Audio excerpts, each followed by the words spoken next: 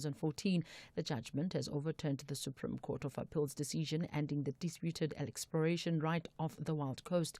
Ricky Stone, the attorney representing the communities, says that the judgment means Shell and Impact Africa have to go back to the drawing board if they want to pursue exploration in the area. This national government have placed a moratorium on new applications, so they actually can't apply for a new one, at least in the same area of the ocean. And I think that's also important to emphasize that upwards of 90% of our ocean is carved into separate blocks, they call them.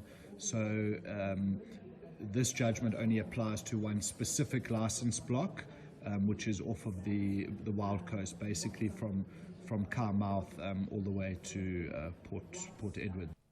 The SADC region is calling for increased investment in irrigation to reduce its dependence on rainfall and boost food production. Speaking at a high-level SADC Food Systems Transformation Policy Dialogue in Durban, SADC's head of agriculture, Duncan Samikwa, said low agricultural productivity remains one of the biggest threats to food security.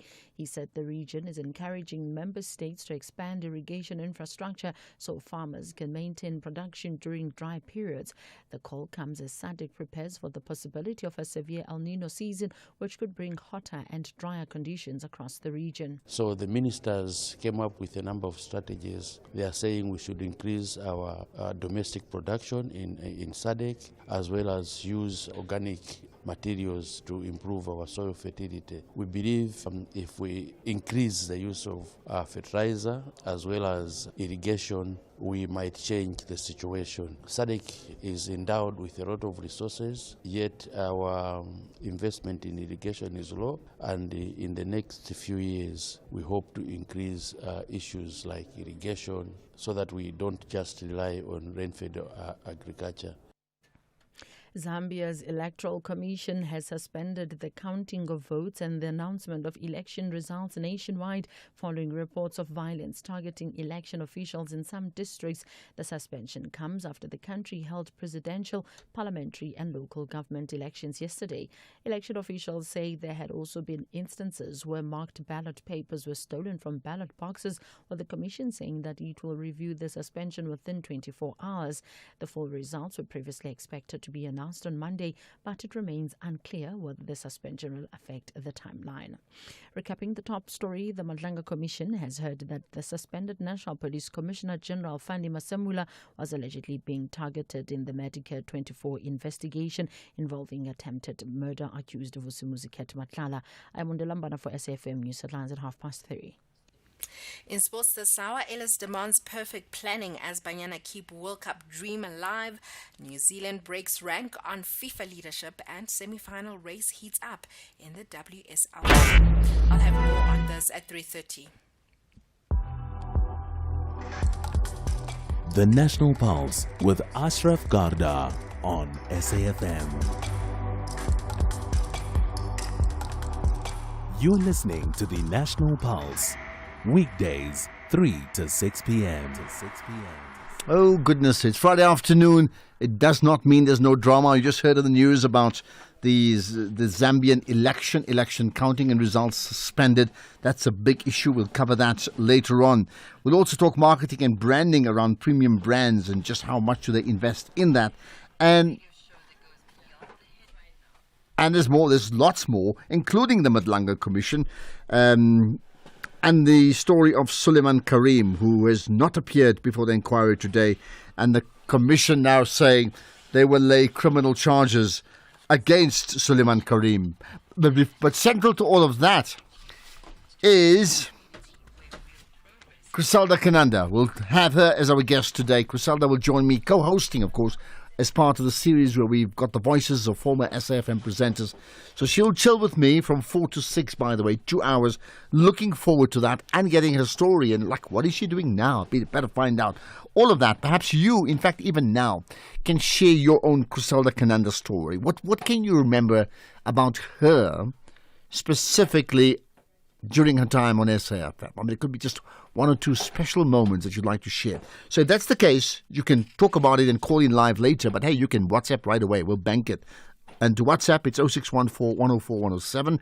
To call in live for later, 086 000 2032. And I suggest you can give your one-word comment about the goings on at the Madlanga Commission, specifically with as it relates to Suleiman Kareem. What's your one word on hearing that he did not appear today, and therefore the Commission now will lay criminal charges against him?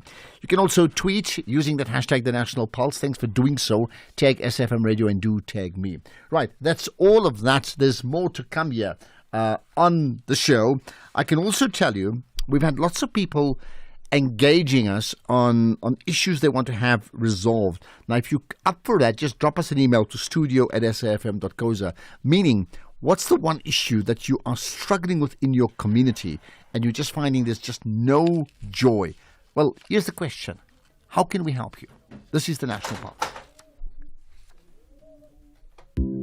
Looking for exclusive content, live events, and special broadcasts like the Madlanga Commission? Then connect to the all-new SFM Connect stream. The Madlanga Commission, live and uninterrupted from 9:30 Monday to Friday. SFM Connect brings you more of the conversations that matter. Listen anytime, anywhere by visiting connect.sfm.co.za or stream directly on SABC Plus at sabc-plus.com. SFM Connect. More conversations, more access. There's much more coming. In case you missed it, what is it that we can be practically doing to overcome these challenges? We have a very unaccountable politicians under the proportional representation system. So our politicians don't account to each other. They don't account to the people of South Africa. They don't account to the voters. This explains why we have uncontrolled corruption in South Africa. that was National Briefing with Kathy Mutlatlana.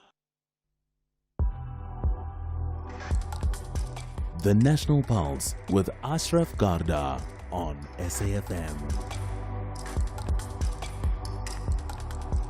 You're listening to the National Pulse, weekdays 3 to 6 p.m. All right, I heard we had a break in transmission, so you missed what I said. Well, welcome to the show. Welcome to the National Pulse. First things first, the Madlanga Commission, we'll talk about that just now, and their plan to lay criminal charges against Suleiman Kareem. Important conversation. The president at the SADC summit, what did he say about all of that? Election counting suspended in Zambia. Huge drama there as well. And the overall big story of the day is Criselda Kananda, former SAFM presenter.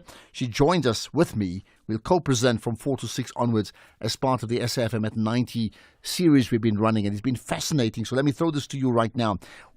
Your one word in so far as the story of Suleiman Kareem goes. What's your one word? But for as far as Criselda Kananda goes, what's your big Criselda Kananda memory? What can you remember about her? And you can drop us a WhatsApp right away, voice note or text. We'll bank it and play it when she comes in and joins me live on air. There must be one special, unique moment you remember her on air here on SAFM. Well, it's for you. Thanks for joining us. This is the National Pulse. Ashraf Garda on the National Pulse. All right, so let's then get to the story. The Madlanga Commission have confirmed they'll lay criminal charges against the controversial Northwest businessman Suleiman Kareem. This is after he failed to appear before the inquiry as per scheduled today. Kareem was expected to appear. This is 4 months after he allegedly collapsed at a gym following a heart attack.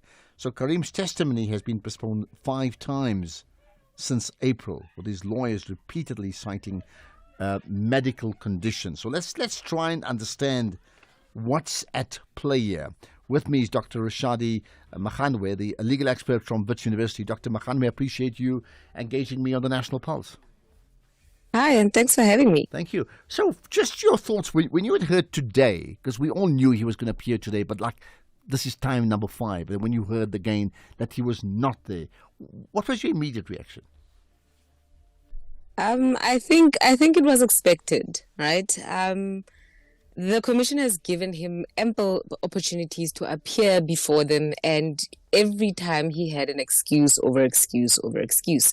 And I'm not saying that his reasons are not valid. We were not privy to the medical records that he had given the commission. But I think this was expected because it speaks to the integrity of the commission itself and also just the process of that whole commission of inquiry. So if witnesses are able to come with different medical reasons every time they have to appear before the commission, it speaks to the integrity of the process. And I think this was expected.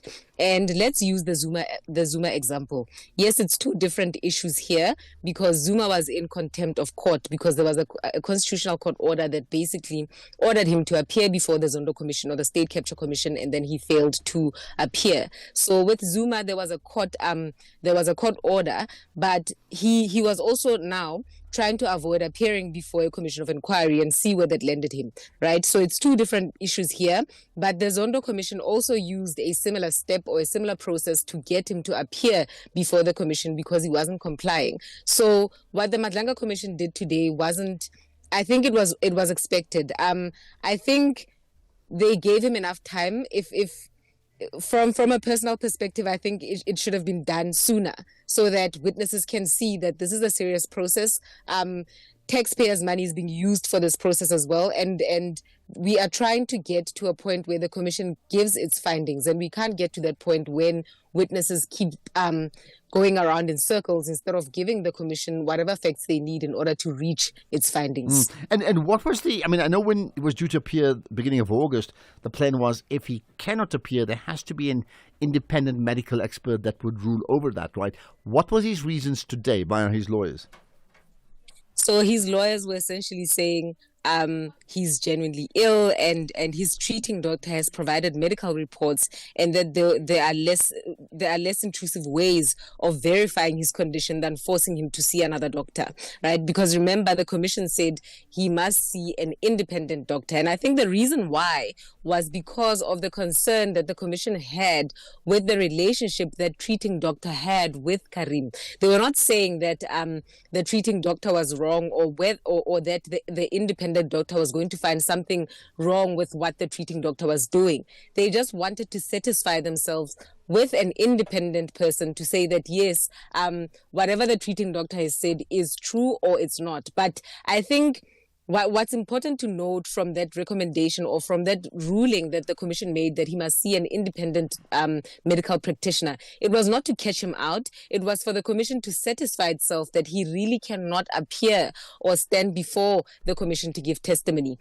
And I think even though the commission didn't say it, it was because they mentioned the relationship that they had, which raises a reasonable apprehension of bias. And in law, you don't have to prove actual bias. It just has to be a reasonable apprehension. So even though the committee didn't use that term specifically, by mentioning that the relationship that the doctor had with Karim is the reason why they were concerned, it was enough for them to recommend that he sees an independent doctor. So on that basis, so obviously his story today via his legal representatives was not convincing. Now the point, let's get back to that point. The Madlanga Commission now deciding to lay criminal charges. Was there deliberation before they made that call? Can you let us into that? There most probably was, and this was probably before today, because they were anticipating that something like this would happen, because remember, the evidence leader said they tried to communicate and his legal representatives were not forthcoming with any information and they were not communicating in that sense. So the evidence leaders were telling the commissioners that we are not getting any form of communication. So I think the commission itself was anticipating that something like this would happen, and they basically decided that if something like this happens, then we need to take the next step, which would be referral for criminal proceedings, which is it's a power that they have, and that's why I'm saying I think they should have used it sooner. So they gave him enough time. I think the commission has been very lenient when it comes to the amount of times a witness can make excuses before appearing before them. But I'll tell you what, pause on that, because we've got feedback from the commission in terms of the live recording of what was said at the time when they said they will pursue criminal charges. This is what was said. Mm-hmm. As I indicated, at least then I said the commission was minded to let me outright say the Commission is going to set the criminal process in motion. The Commission will direct the relevant functionary, and as you anticipated it, Mr. Premhid, that functionary will be Dr. Vuguza, sitting across there, who is the Commission Secretary, and for her to lay a criminal charge, not to make a recommendation, to lay a criminal charge against Mr. Karim. If the Commission were not to do that, it would itself not be taking its processes seriously. This is something that the Commission just has to do. Otherwise, witnesses will choose to come or not to come testify before it willy-nilly. And we cannot and we will not have that. So the Commission will lay criminal charges against Mr. Karim. Whether he has defenses to that, that's something for him to raise in that criminal process. Thank you. I will not even say that this is what the sort of decision that one usually has in mind in the context of decisions that are taken and which are reviewable. But of course, I can never stop Mr. Karim taking us on review on this, but I would be very surprised if you were to do that. I'm just announcing what the Commission is minded to do. I have a note. I will do a trump on my colleagues. Both of them have sent me notes. Okay, there we are. So, I mean, that's very clear in terms of Judge Madlanga's position heading up the Madlanga Commission. Let's get back then to Dr. Shadi Makhanwe. Right, you've heard the responses, right? What do you feel about, so one thing is charges being laid, criminal charges being laid. Just in your experience, what would happen next? So I think the simple version of this is that the Commission has opened the door to prosecution, and a court would ultimately have to decide whether Karim is guilty or not. So remember, the Commission is a fact-finding. It's a fact-finding body. It's not there. It's not a criminal court, right? So that's why they have the authority to refer matters. So in this instance, it would be an offence under Section 6 of the Commissions Act for failing without sufficient cause to comply with the Commission's requirements. And I think I'm not sure how to phrase this properly, but I want to say that the Commission has given Karim enough rope to hang himself in that sense. Remember earlier I said they've been very lenient. And I think that because they knew that this was coming, or they were anticipating that something like this would happen. So if you look at that Commissions Act, failure to comply without sufficient cause would probably be one of the things that the investigators would use in order to find him criminally liable. So I think for that reason, the Commission has given him enough rope to basically hang himself, unless his medical practitioner can provide sufficient evidence to show that he really could not stand before the Commission. But I think also, but importantly, it's just to note that the process that is being initiated by the Commission right now relates to his alleged failure to comply with the Commission's process, specifically his failure to appear and his refusal to comply with the directive of an independent medical assessment. It's not a criminal prosecution based on the Commission's findings. So it has nothing to do with the evidence that he has given the Commission. It's just for his failure to comply with the process of the Commission. And I think that distinction is important because the Commission has not made its findings. So that will also still come at a later stage, because remember, the evidence leader recommended to the Commission to say that let us proceed with whatever that is in front of us, because it seems as if though we will never get this witness to testify, or we'll never get point we will never get and I'm sure listeners will wonder whether this is a classic case of the Commission flexing its muscles, although you may have said they haven't done enough up to now. But in this case, have they flexed the muscles enough to ensure sending a message to say, hey, we're in charge, or else. Dr. Shadi Makhanwe, appreciate your engagement with us here on the National Pulse.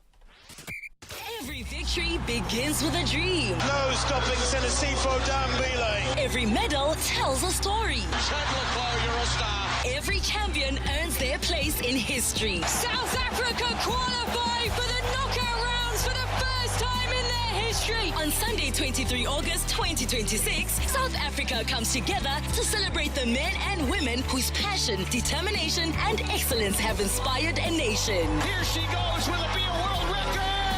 Join us for the 19th South African Sport Awards, proudly presented by the Department of Sport, Arts and Culture in partnership with SASCOC and the SABC. This year's theme, Crowned by Greatness, honors those who have reached the pinnacle of sporting excellence and those whose commitment continues to shape the future of South African sport. Sabine going well. Don't miss the 19th South African Sport Awards, live on SABC 1 from 7:30 p.m. on Sunday, 23 August 2026. Live from Sun City Super Bowl. Mzansi, join us as we celebrate #Izinja Game. South African Sport Awards, crowned by greatness. For the love of the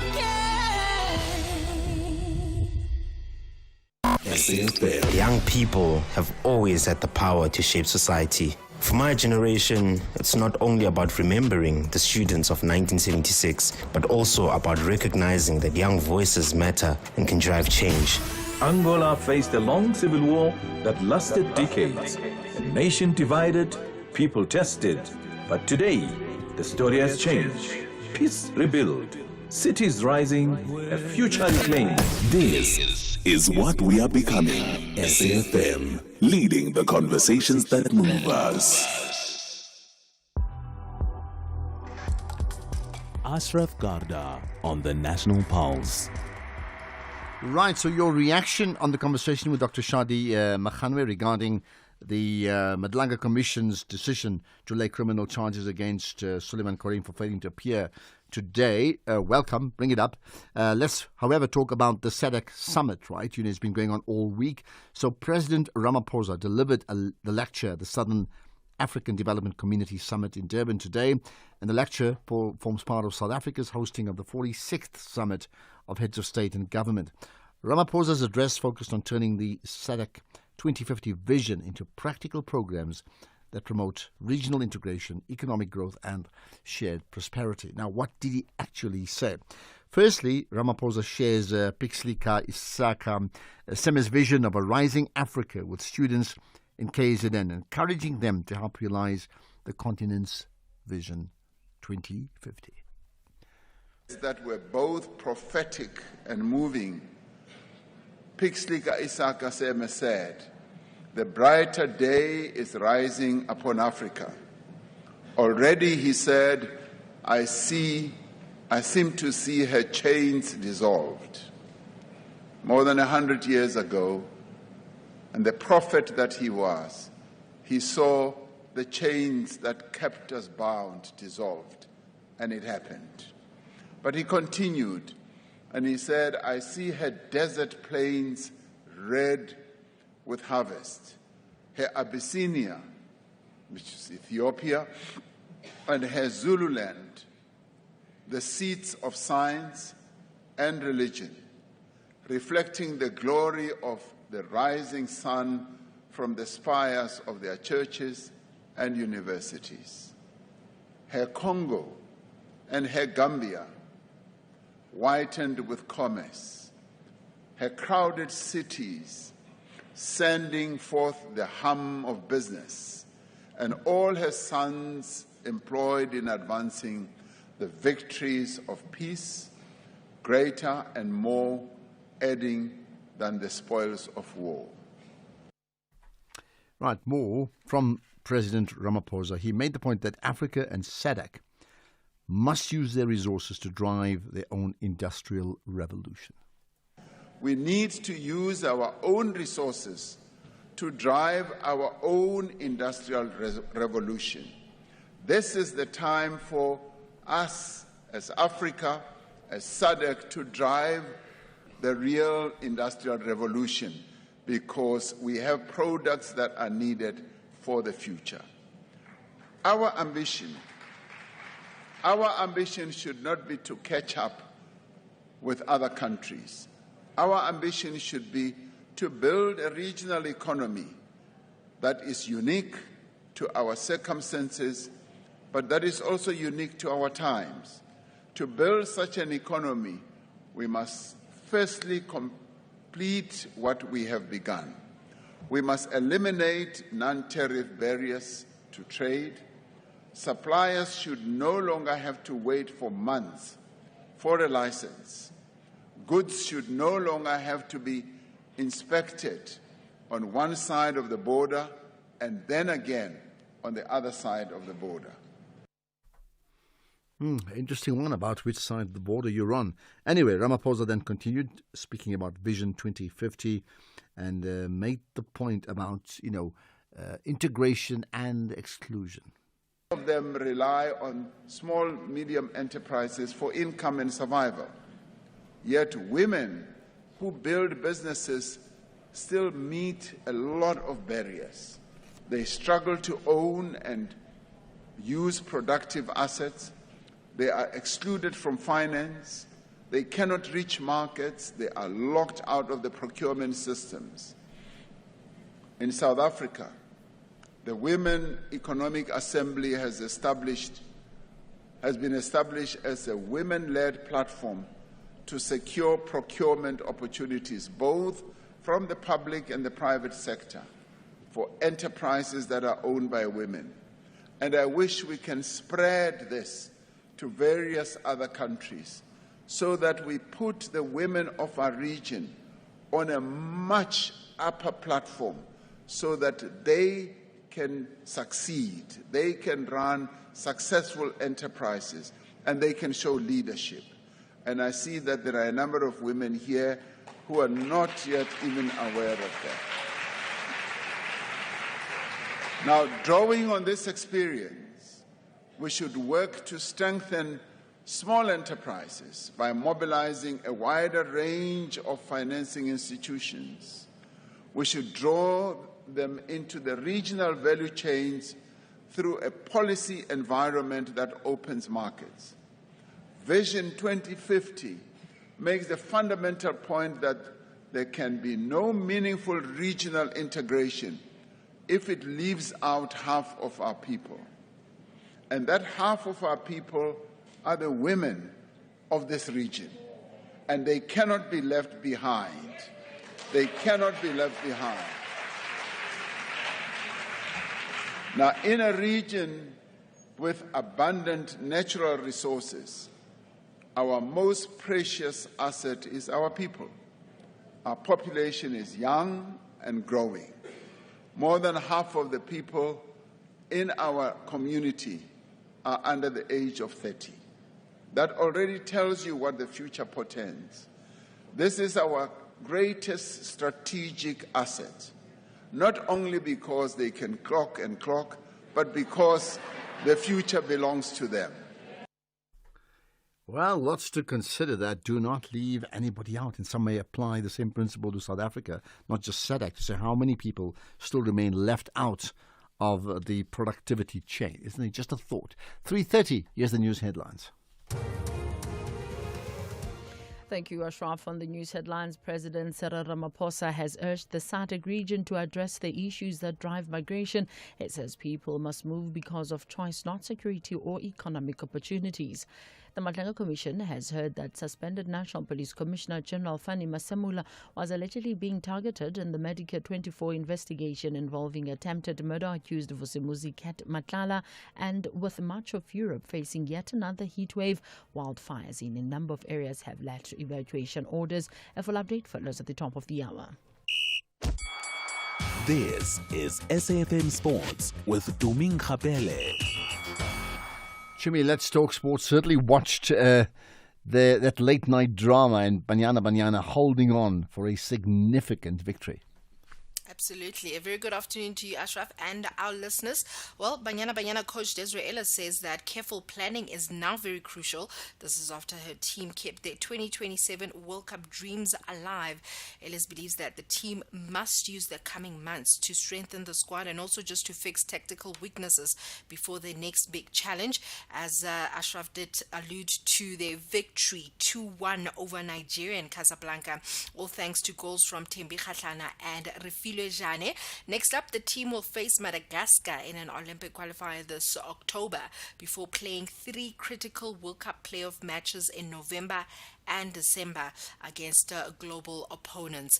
Meanwhile, still staying with football, Mamelodi Sundowns midfielder Spelele Mkhulise expect a much more determined Kaizer Chiefs when the sides meet at FNB Stadium tomorrow, with Amakosi currently sitting top of the Betway Premiership. Chiefs have made a perfect start to their campaign, winning their opening 2 matches to move on to 6 points and claim early bragging rights at the summit. Sundowns have a game in hand though, and will be determined to close the gap, but Mkhulise knows that they face a very difficult challenge against a Chiefs side full of confidence. Obviously, we're playing a big game, and we are ready as Mamelodi Sundowns to do our best, and our supporters must expect us to give our all on the field of play, and I promise them that we won't disappoint as players, and we need them as the 12th man to give us support and to cheer behind us. It's going to be a very difficult game because they are doing well at the moment in the league. They've won their past 2 games in the league and they are number 1, I think. So it will be a very, very difficult game. Elsewhere, New Zealand have withdrawn support for FIFA President Gianni Infantino, breaking ranks with Oceania's governing body. Infantino has already lost backing from UEFA, the Asian Football Confederation, and CONCACAF over his aborted plan to sell World Cup commercial rights to private investors. CAF and CONMEBOL continue to support him, but New Zealand football says that FIFA's actions have led to a breakdown in trust and is calling for an independent review of the scheme. New Zealand were the only Oceania nation to qualify for the 2026 World Cup, and their stance adds further pressure ahead of Infantino's bid for a 4th term at next year's FIFA Congress. In the meantime, don't forget the 23rd of August, the 19th South African Sports Awards themed Crowned by Greatness is going to take center stage. Remember, celebrating the country's sporting champions and their achievements, and you can catch all those actions, all the action live from Sun City Super Bowl. It's going to be on SABC 1 from 7:30. In terms of rugby, 2 semi-final places remain up for grabs in the Pick and Pay Women's Super League 2 at the SWD Eagles, Leopards Women and Griffins Women battle it out in the final round this weekend. Defending champions Pumas Women have already secured a home semi-final after finishing the league unbeaten, while Griquas Women are guaranteed 2nd place, and they will host the other semi in Kimberley. Now, the Leopards currently 5th meet Volker Women in Kempton Park, and they hope both the Eagles and Griffins slip up. The Eagles, who are 4th on 12 points, are favourites at home against the Limpopo Blue Bulls in George, while the Griffins face a stern test against Inform Griquas in Welkom. In terms of golf, Jordan Spieth fired a 7-under par 65 to share lead after the opening round of PGA Tour's St. Jude Championship in Memphis. The 3-time major winner, chasing his first victory in 4 years, joined fellow Americans Jake Knapp, Kurt Michael and Michael Kim at the top of the leaderboard, the largest group ever that is tied for the lead after round 1 of a playoff event. That's it from my side for now. I'll have more in the next hour. Ashraf, it seems like the pressure is piling on for Gianni Infantino. Well, as it should be, quite honestly. But you do have to wonder, and I'll go back to the one that matters for us, is CAF, right? CAF's line has been, he's been good to Africa. That's like someone saying, if someone does wrong everywhere else, as long as they give us food and give us a plate of food at our place, we're fine. Meaning that he's increased the numbers of countries from Africa. Now, that makes the suggestion that if we have a new president, that president will take those numbers away. That's not going to happen. It clearly is not going to happen. So I quite find the African or CAF stance rather quite bizarre, actually. In case you missed it. Another type of attack I want to ask about is digital sextortion. How does that tend to be carried out and against who? You know, when we look at sextortion, criminals are exploiting something very human. They're exploiting fear and shame and reputational harm. And the criminal's objective isn't the image itself, it's that emotional leverage they create to pressure someone into paying quickly. And, you know, like I said, AI has dramatically increased the scale and the sophistication of that type of attack. Leticia Sare, AI and digital policy expert. That was the Daily Discourse with Joanne Joseph. Every generation has a story. Every generation has questions. Every generation has a voice. For 90 years, SAFM has been part of the conversation. This August, we listen back to the voices that brought us here. We celebrate the people who shaped our journey, and we listen for the voices that will shape what comes next, including the launch of a new annual SAFM property. This Women's Month, we are in search of an SAFM woman.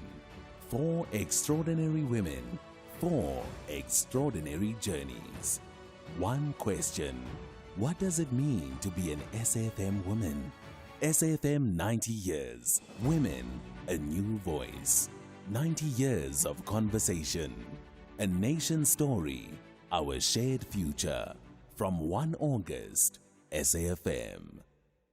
So you wouldn't pay caviar prices for fish and chips now, would you?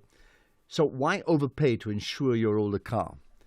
Outsurance Essential Car Insurance covers older cars for much less. Here's the example. 51-year-old Musa pays only 451 Rand a month for his 2011 Toyota Corolla and gets third-party cover of up to 1 million rands. Get Outsurance Essential Car Insurance today for unfinanced cars older than 5 years and valued at less than 150,000 rands. SMS car to 43185. That's car 43185. Licensed insurer and FSP. T's and C's and information available online. Ashraf Garda on the National Pulse.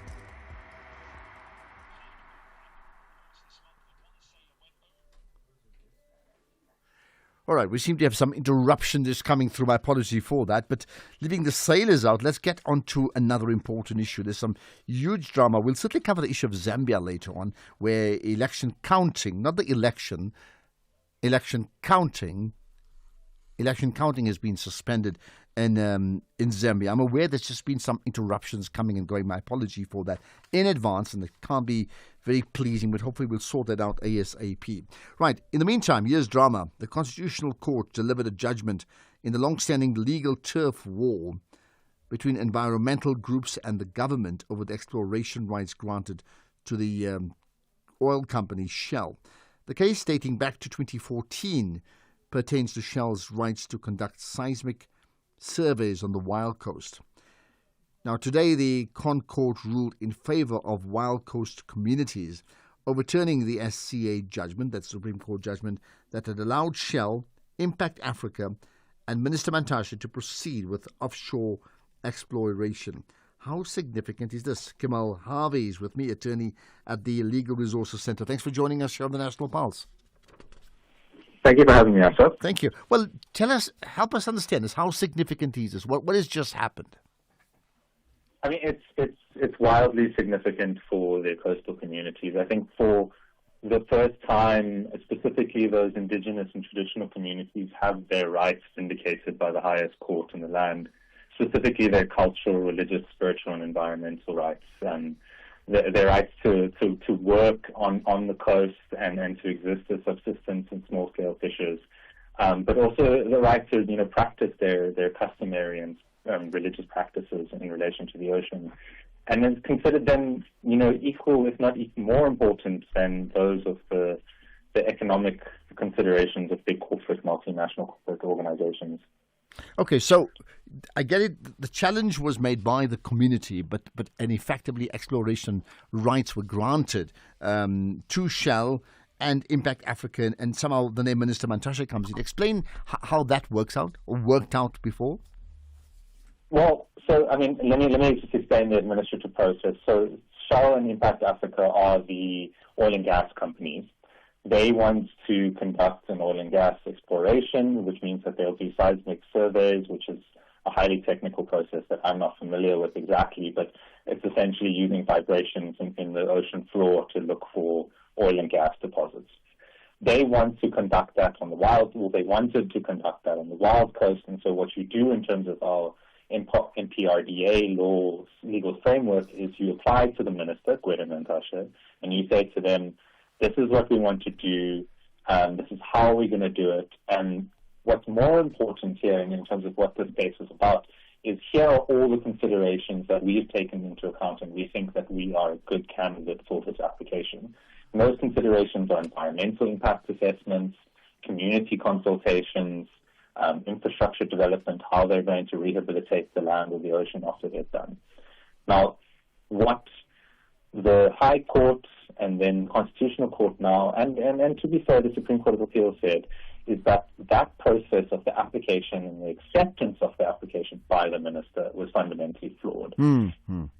And the flaw comes in is because what Shell and Impact did not do is they did not consult the community, and they did not conduct a proper environmental assessment. And I think why this is such a success for coastal communities is primarily that public participation process. They came into this challenge in the High Court in 2021 and said, we have these rights, we have an intrinsic link to the ocean floor, to the ocean itself, and to the fish that, inhabit that ocean. And to not consider those rights of consequence is to ignore us and to invisibilize us. And I'm so grateful to the Constitutional Court today that they've acknowledged those rights as not mere speculative rights, but as constitutionally enshrined rights. Mm. What about, it does ask that question when you talk about rights. Whose rights was it to give away? So, ordinarily, I would think it would be government giving it to Shell and government giving it to the other company that's with Shell, Impact Africa. Ordinarily, it would be government. So when we say they haven't sought public opinion, it would be government who hasn't sought public opinion, right? Well, the corporations have the requirement to show that they are the one conducting the environmental impact assessment and also the public participation. They then need to provide evidence of that to government to show that they have done that. And then it's government's responsibility to say, no, you haven't done it according to our legal framework, which is, not just legislation, but years and years of constitutional court jurisprudence that says this is what meaningful engagement with impacted communities look like. Now, it's government's job to look at that application and say, you haven't meaningfully consulted with communities, you need to go back and do it. But that's not what the government did. They granted the exploration right to Impact Africa and Shell and said that their process was fine. And obviously now the court has said that's wrong. Now, to move to the public opinion part, it's important to recognize that, the government does not own the rights to our mineral resources, whether it's in the ocean or whether it's in the land. The governments are a custodian of our mineral resources on behalf of South Africans and those that live here. And so it's their responsibility to weigh in the balance, the rights of people that are, especially those communities that are going to be most impacted when, exploration rights are used in this way, and then the economic benefits for the corporation. And what the Constitutional Court has said is that, in this instance, where those community interests were not considered at all, there is no way that the corporate needs outweigh the procedural justice interests of those communities and their livelihoods, their cultural identity, and their environmental interests. So what happens next now? Well, this is the highest court in the land. They have set aside the decision of the minister. They've set aside the Supreme Court of Appeals, let's call it backdoor or saving grace. And so now what the Constitutional Court has said is that that Shell and Impact Africa must go and start afresh. Now, what that looks like is not for us to decide. We are the legal representatives for the coastal communities. But I mean, what is in place now is a moratorium for oil and gas exploration, and so that means that there is no new application that can happen. But regardless of that, the final decision that happened in 2014 was flawed, and if it was flawed, it means it could not continue, and that's what the court has said. Okay, fascinating indeed, and I'm expecting listeners, particularly from that region, to actually call in and share their thoughts about it. But in general, I mean, it's a big lesson for all of us in terms of how government does its work, who does it provide services to in terms of, being procured, even exploration rights, and what about the impact on communities. And these things can and will be overturned in a democratic dispensation, which is what we have. Kemal Harvey, attorney at the Legal Resources Centre. Appreciate you connecting with us here on the National Pulse. Ashraf Garda on the National Pulse. Well, I'm seeing posters all over that says Criselda Kananda will join me. She will join me from 4 o'clock as part of the SAFM at 90. We're getting all these voices who have been part of the station before, so she'll join me co-hosting, and you can share your Criselda Kananda memory. I mean, when she was here on SAFM, what do you remember about her? Some moments that may well stick out. I'd love to know, right? Let's, however, get to some of your comments, because, of course, you're on the pulse. Good afternoon, Ashraf and your team. Happy Friday, happy Women's Month. I welcome the decision of the Commission. The people of Northwest especially, man, something is wrong about them. I don't know. They disrespect Matlanga Commission. So the guy deserves to rot in jail. Today is Friday. Later on, we're expecting breaking news. Solomon Charisma is being arrested in Tower Mall. So let's wait and see. They disrespect Matlanga Commission. Something is wrong about them. Keep pace. Thanks, Percy. Percy's being the citizen reporter in advance, like you've mapped out exactly what's going to happen. But I mean, the other point you're saying, the people of Northwest don't respect the rules of the law. I mean, that's not true. You can't connect Suleiman Karim, who's from the Northwest, and say that he represents the entire Northwest, and therefore everybody doesn't respect the law. That's just not true. Right, there's more comments from you. Ashraf, I'm worried. What are these lawyers advising their clients? Look at this, Karim. You'll go to jail, but yes, lawyers. For simple thing, just go and tell them what you know and maybe reserve what you don't know. If maybe you are going to be charged criminally, go to court and defend yourself. End of the story. But this beating about the bush, circumlocution is a shelter of cowards, I know. Thank you. Butinkong Kiponafite, son of Indo in the Eastern Cape. You got like this legacy name that talks about royalty. But listen, to the point. I mean, it is an important point. What do the lawyers advise a client? Listen, if a client can get his or her way, they would not even appear before the commission. So I understand that. But they then seek legal opinion. So, and what do the lawyers advise? What's the big takeout coming out of all of this, right? Okay, there's and if you need to call in, you can do so as well. 086 000 2032. Otherwise, drop us your Madlanga thoughts, because it's very topical, as well as your Criselda Kananda memory on SAFM. To do that, either live or via WhatsApp, 0614 104 107. By the way, I know it's been winter in the northern parts of Joburg, Gauteng and Free State, and the Eastern Cape as well the last few days, but it's been hot in Cape Town. So wherever you are on this Friday, and if you're up to sending us a picture of wherever you are, well, I certainly want to have a look. So just WhatsApp it, or you can even tweet it out on our X platform. He is the Motswako King, and he is coming home to the Northwest. She is the airwaves queen, presiding this Women's Month at the Palace, bringing the stars Focalistic, Dengane, Dladla Mshungisi, and more. Step into the Now Now universe with your hosts, Casper Nyovest and Zanele Potelwa. Live at Sun City, 15th August on SABC1 at 8 p.m. Summer 32, the future sounds like Now Now.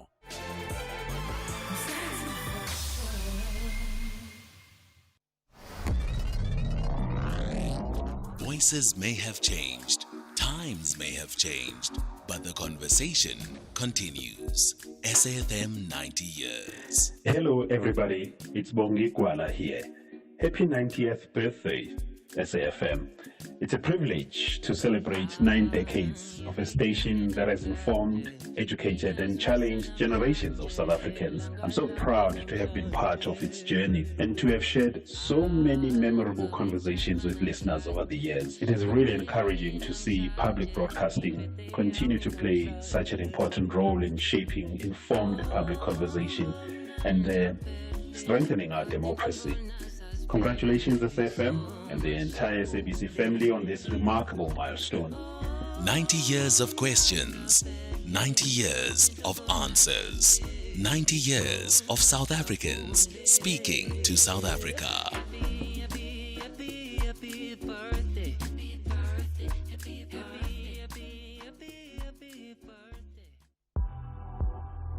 The National Pulse with Ashraf Garda. Weekdays, 3 to 6 p.m. Well, are you up for more drama? How about this one? The Association of Private Security Owners of South Africa, that is TAPSOSA. Well, they're accusing Eskom and Transnet of unfairly targeting and blacklisting 26 black-owned security companies. Well, TAPSOSA says the companies were subjected to restrictions without adequate opportunity to respond, threatening businesses, jobs and livelihoods. And they're now calling for National Treasury as well as the PSIRA to intervene. Let's find out more about it with Sindizwa Shangwan, the TAPSOSA spokesperson. Thanks for joining us on the National Pulse.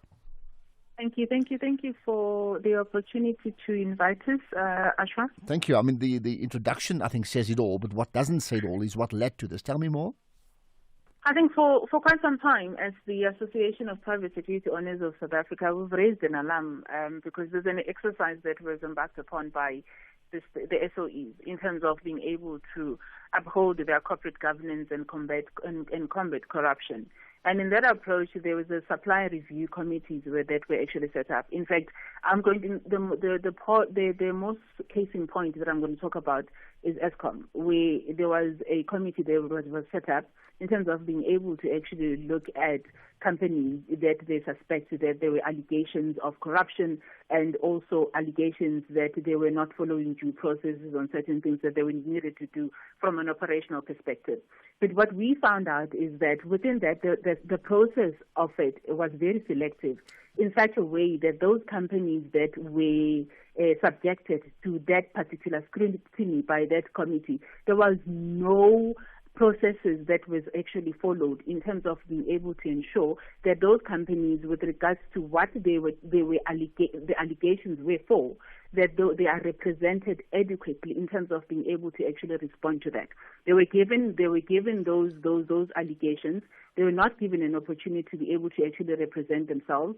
And after not giving an opportunity to represent themselves, then they were referred to National Treasury for blacklisting. Moreover, what is most concerning is that they even blocked their vendor numbers for them to not to be able to be paid. Some of them have not been paid for over 3 years.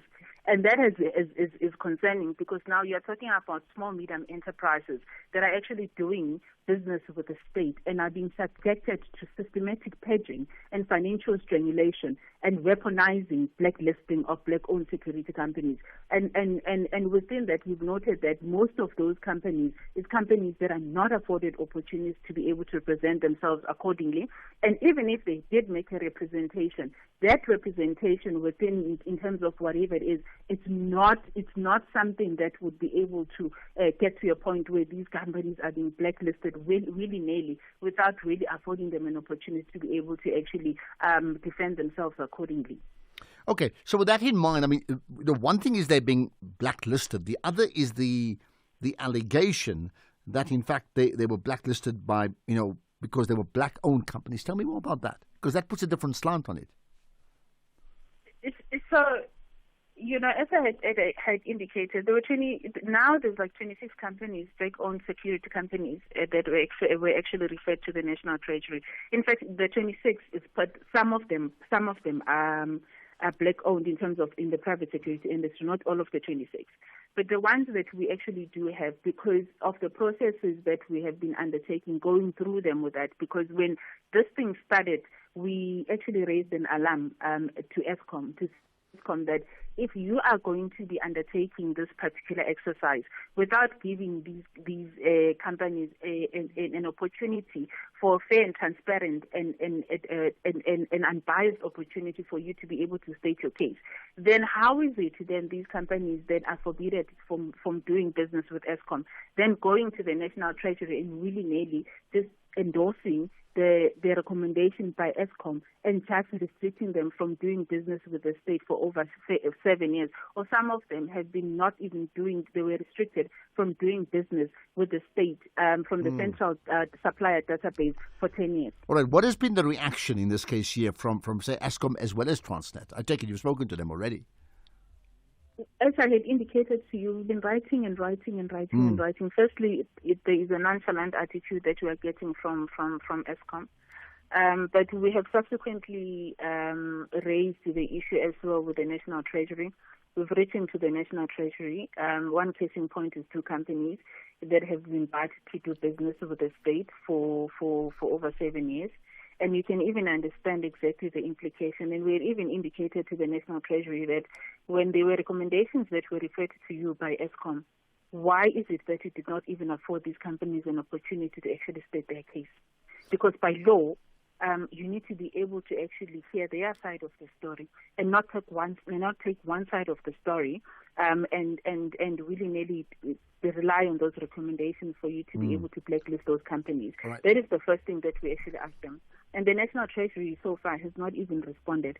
We have escalated this thing even to the CPO, the Chief Procurement Officer of the National Treasury, to actually allay, whatever it is concerns that we actually have to say to that, you know what, this is what is happening, and we need to be able to actually perhaps maybe ask you to be able to look at these particular issues in terms of what has been happening, because you cannot just willy-nilly just blacklist people without even affording them an opportunity of representation in that regard. Simply are relying on one side.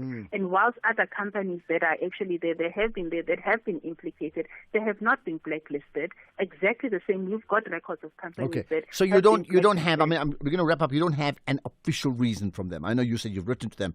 Nothing's been truly forthcoming, is what you're saying. That satisfies No, you. nothing has been truly forthcoming. In fact, as the association, we really need the National Treasury to be able to do what it needs to do from an oversight perspective, because it's got a responsibility what it actually needs to do. We really need to make sure that there's a full disclosure of all those reports that they're actually talking about, that we actually use to restrict or withhold payments from those suppliers. Okay. And we also need to actually make sure that at least there is an immediate a review with regards to the restrictions that are there that have been referred to the National Treasury.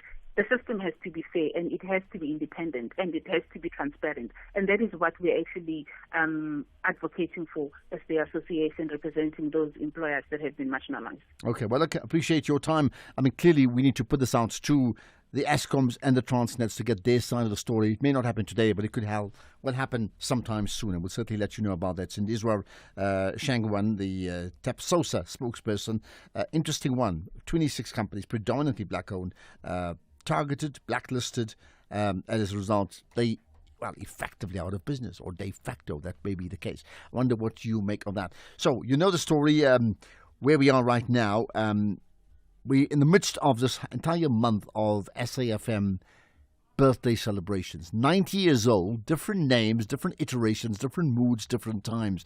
But what we have done now is use this opportunity to lift up the voices of SAFM, different people who've been at different times part of SAFM on air, right? And it's been fascinating. But today it'll get even better, because we'll chat to Criselda Kananda. It's like when I say we chat, well, she'll be co-hosting with me. So all of that starts now. You, however, can share your Criselda Kananda memory when she was here on SAFM. First things first, the news at 4.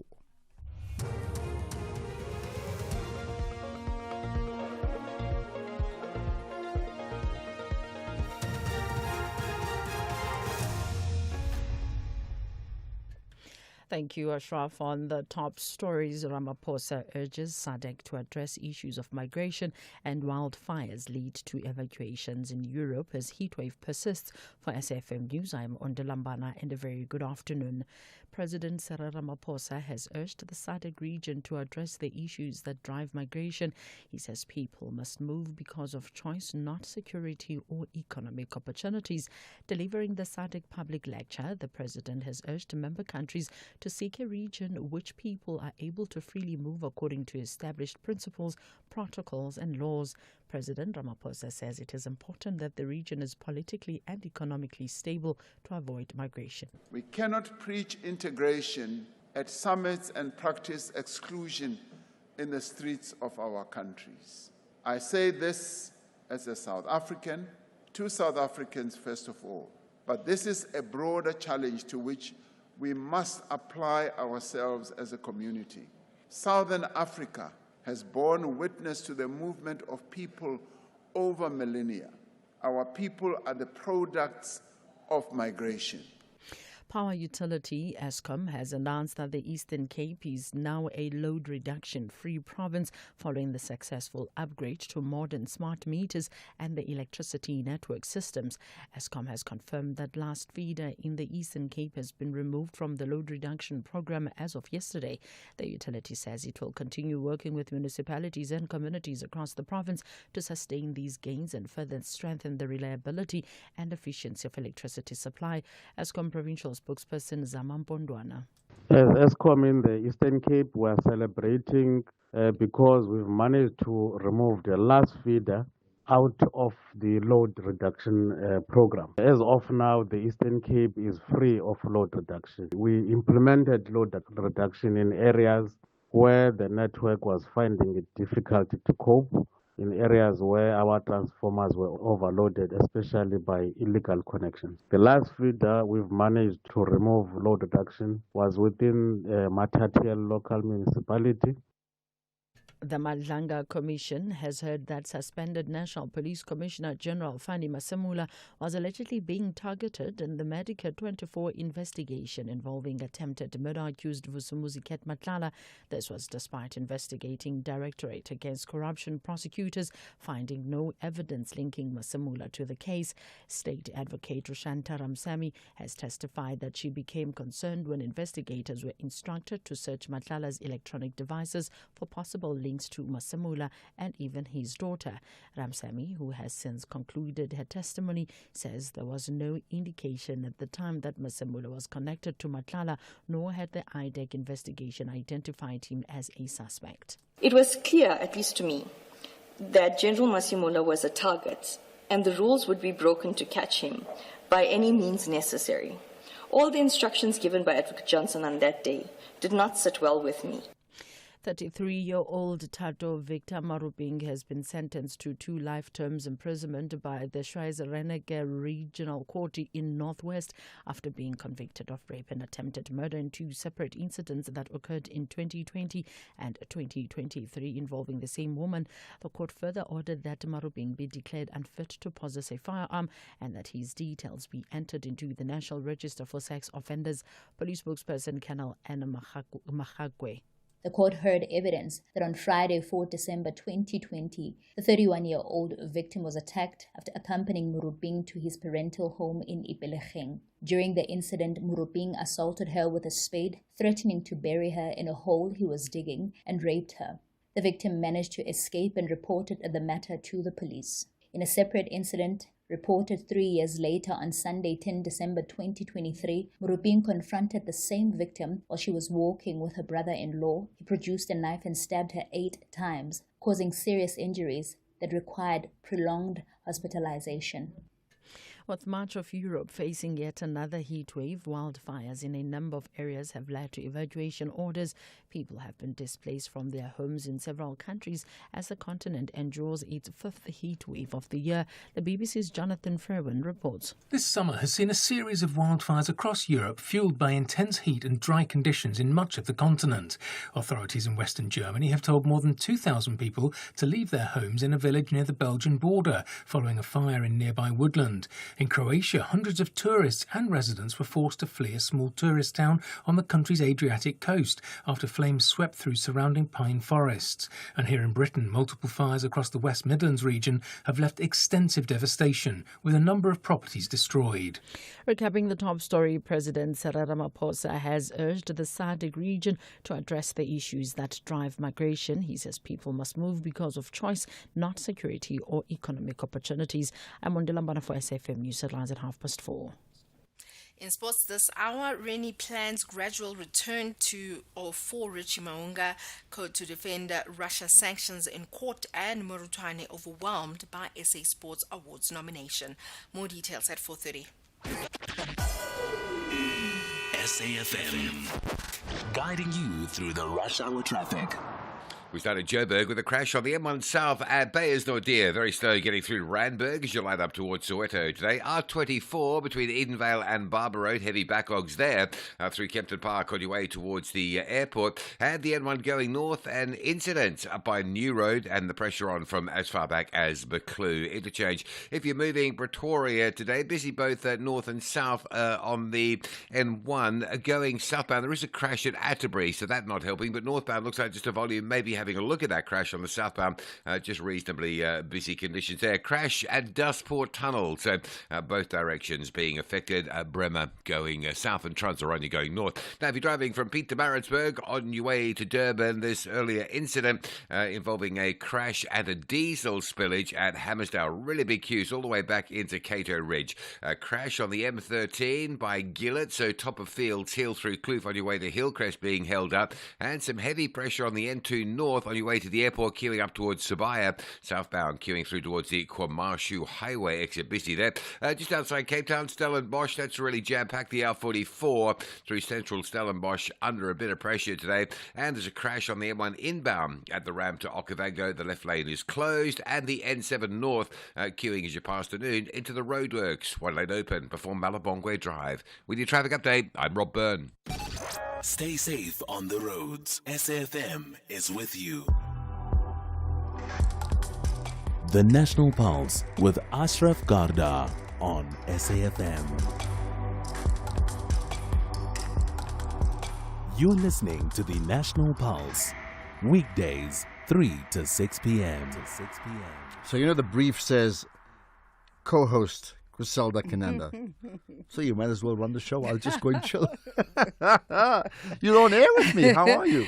Oh, it just feels so surreal. Obviously, different floor, but I'm very excited to be here. And it's such a humbling experience where there's 50 people who've been here and Criselda's name is picked. It Absolutely. Really is truly humbling. No, you're quite right. And of course, just to give perspective, we're on this. We are 2 floors underground because of some repair work taking place at the SABC. Yes. Normally, we are 6 floors up, right? And Absolutely. we were there for the previous 2 days now, where the view is just magnificent. It's a very different view here. So we have to paint pictures now because we can't see anything. That's absolutely correct. I was hoping for that foyer setup that was there. I think I was on Radio 2000 when I saw the beautiful setup that was meant for Women's Month and was looking forward to that. I think they still do it, but today, Friday, they do some other music that thing. Friday is and that is changes different. all, unfortunately. Yeah. But anyway, listen, bottom line to all of this, you, Criselda Kananda, you're co-hosting the show with me,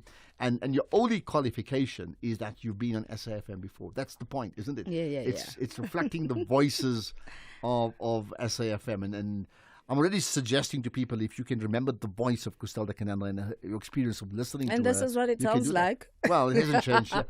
Well, just give me perspective. When were you here? And you did 2 shows, I think, at different times, right? Yeah.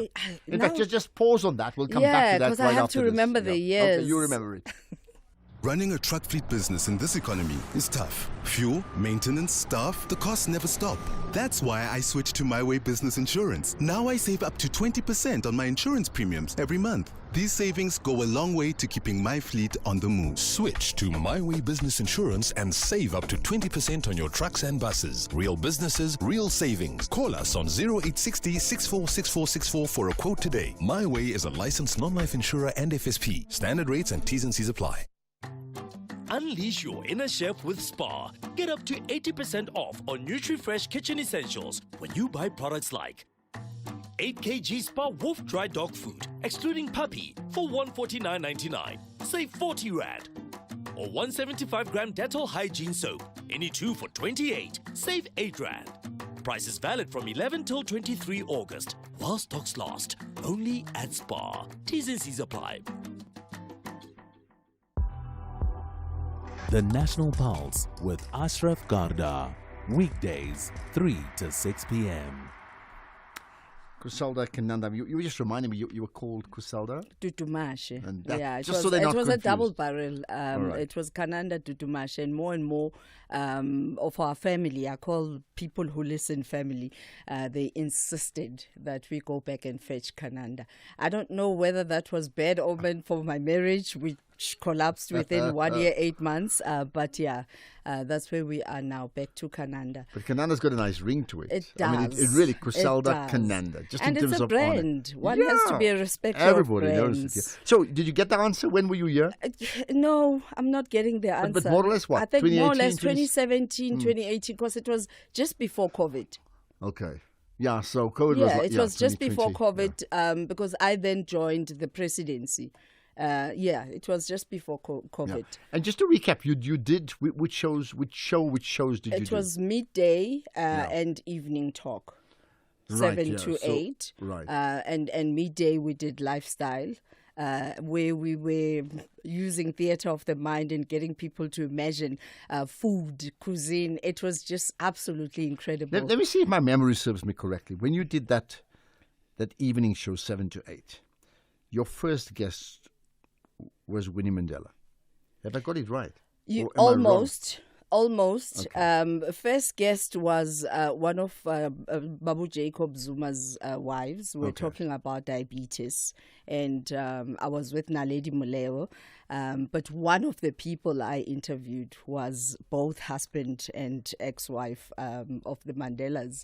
It was such a privilege and an honor to be in their space. I was amongst the first 46664 ambassadors, and so proximity was very close. I remember Madiba inviting me to give a talk to talk to men about their contribution both on gender-based violence and eradicating HIV in their communities. And I wasn't told who was going to be amongst the guests. I spoke my lungs out, as I always say. Okay. And when I finished that talk, people started ululating and clapping, and the applaud was going louder and louder. And as I looked towards my far right, the attention was no longer on me. Madiba was entering the room. Of course, the Madiba magic just took me to a different level. I was weeping uncontrollably, experienced the magic indeed. And he gets on stage and says, you are light for the world to see. I mean, coming from having been a street kid to a teen mom to what society would call a woman with HIV, I mean, for the world statesmen, loved statesmen to say, you are light for the world to see. That was a defining moment for the Criselda Kananda. Well, I mean, brand. you've done amazing. I mean, of course, I know you. We've connected on many platforms, but just to reflect again on your journey today, I'm like, wow, that's like a 2-hour conversation, right? Oh, absolutely. What were your shows like? I mean, just to stick with the Yeah. show, what was it like hosting the 2 different shows here that you did on SAFM at the time? I think for me, coming from Metro FM at the time, it was a very different environment where you find people who listen more than they are active on air. Because there would be times when you're thinking, there's no one listening until there's a boo-boo on air. Then you'll see the responses that people are listening and they are connecting.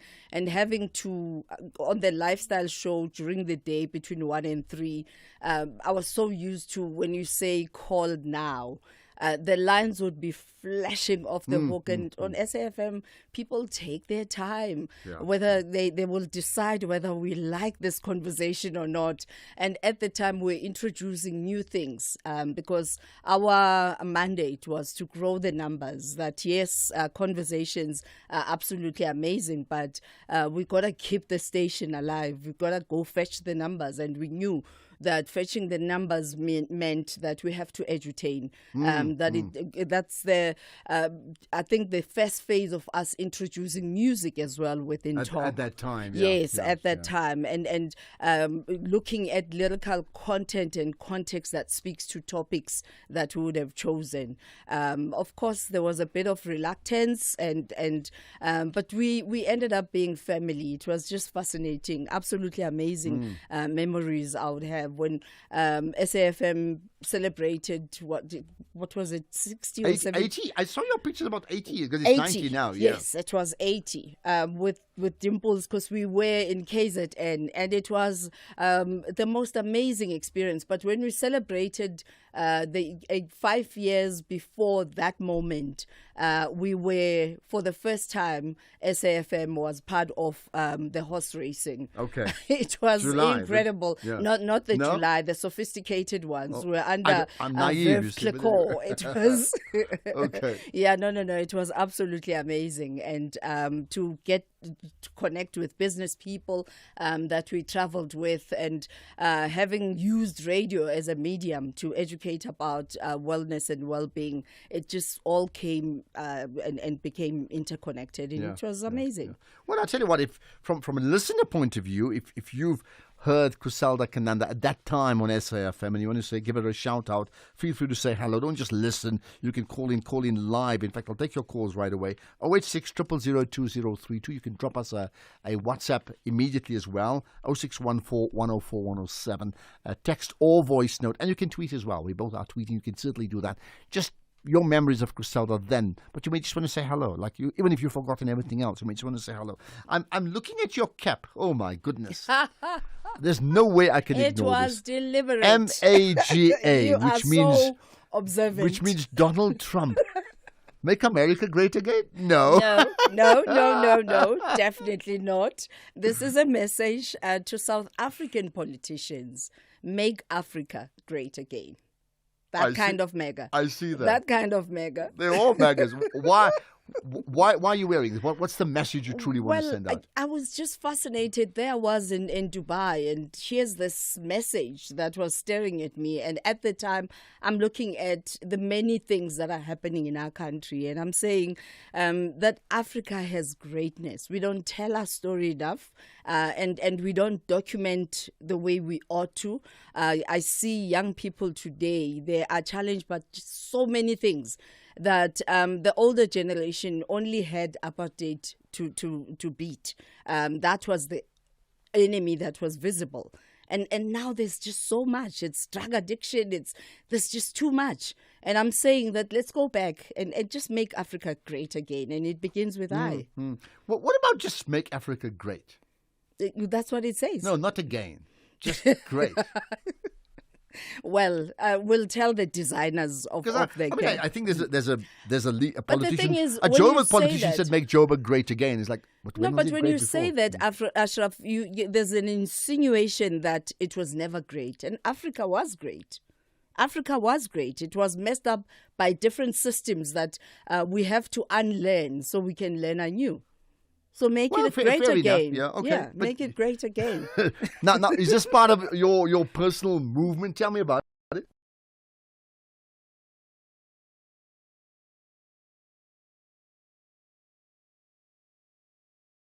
We're just looking at the different happenings in South Africa and would want to partner with institutions where we challenge some of the things that are happening in our country.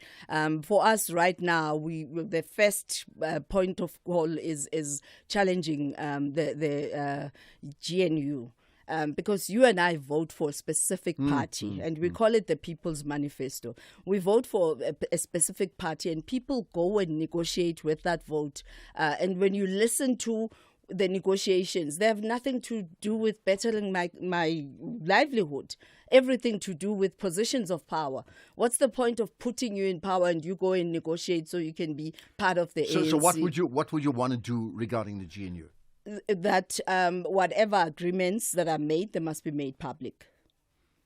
As political parties, firstly. We some may argue they've only went to a GNU because none of us trusted enough of any single party. So change the electoral system.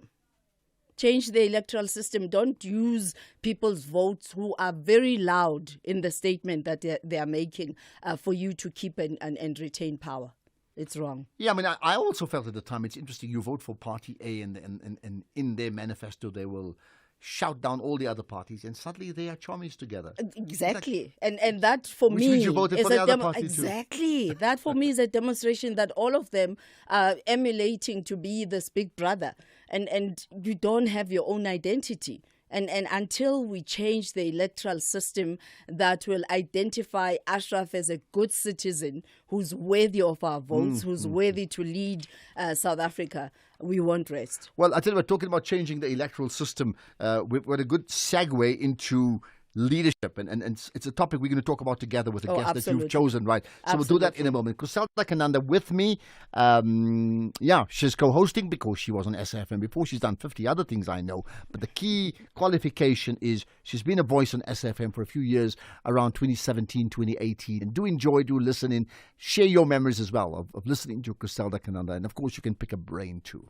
Looking to save money on your business insurance? Switch to Outsurance Business Insurance and you could get a massive 20% discount on your business insurance premium. Here's Niku from the Gas Mart. I was my previous insurer for 9 years before switching to Outsurance Business Insurance. I'm very happy with my premiums at the moment. I wish we switched sooner to Outsurance Business Insurance. Get a quote to switch and save today. Visit outsurance.co.za or call 0800 60,000. Licensed insurer and FSP. TCs and information online. Scholar Transport drivers, every winter morning, our children depend on you to get them to school safely. But overloaded vehicles and rushing against time puts lives at risk. Remember, our children are not cargo. Overloading reduces your ability to stop on wet or icy roads. Drive responsibly. Arrive safely. Protect every child, every trip. This message is brought to you by the National Department of Transport. Voices may have changed, times may have changed, but the conversation continues. SAFM 90 years. Hello, my name is Lorraine Claassen, Tandy Claassen's daughter. I am a township singer, songwriter, and dancer. Congratulations to SAFM on your 90th anniversary. Representing our culture, letting us tell our stories, share our music, and informing all South Africans what SAFM stands for. May you continue contributing important public broadcasting. SAFM's future, I wish you nothing but the best. Congratulations, one more. 90 years of questions, 90 years of answers. 90 years of South Africans speaking to South Africa.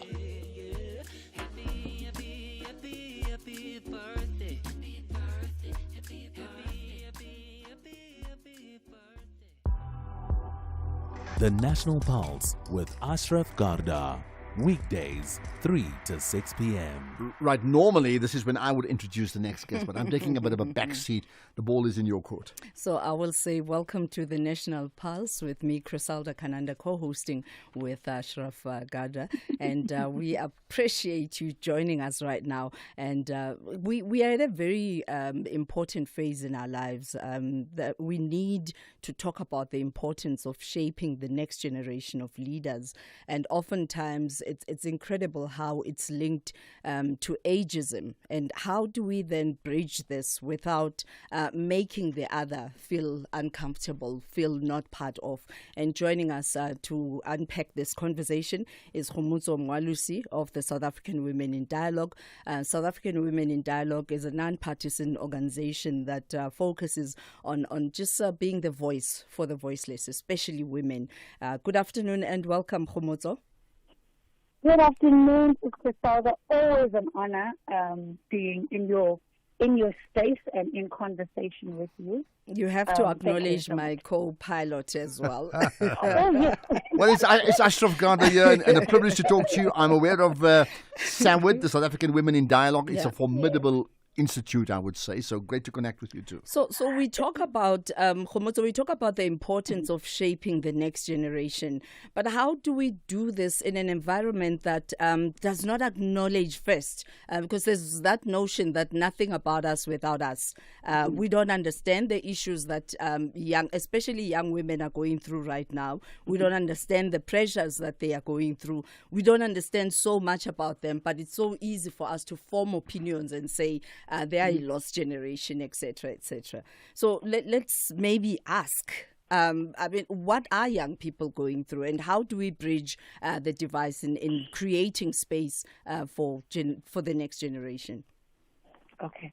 Well, for Criselda, I think, I always say to people, one of the things growing up that helped me have a breakthrough, even with my own mother, was understanding that sometimes as women, old and young, we have this divide because we don't see each other as women first. So I see your position, I see where you have perhaps left me behind. And because sometimes you don't see the person, you do not humanize and understand that they have similar struggles. So, for example, you look at young women right now, you would think with more on the digital space, with more information, it would be easy to get more information about them. But somehow the connectedness is failing. We grew up with Young Women Christian Association or the Girl Guide or those type of organizations where intergenerationality was at least introduced. Now, while we have our elders who still are coming from a very, and when I say political, I'm not saying party political state. And then we have this gap of young women who sometimes have not necessarily been part of organizations. I have found you find great young women. There's a Nokelo family who does building of spaces using recycled materials. But when you engage, whereas I can say, as part of this movement, they don't have that. So it's hard to bring the voices up. And then they feel like, we keep talking about the same people. It's women's men. Why are we with Criselda? Why are we with Bani? What about us? But we haven't found ways to speak to each other so that you can see the struggle of each one. So young women are doing great things. They're doing great things that a lot of our mothers would never have thought of. Yesterday when we were at UNISA, there was a young lady who is in the engineering space in Sasol.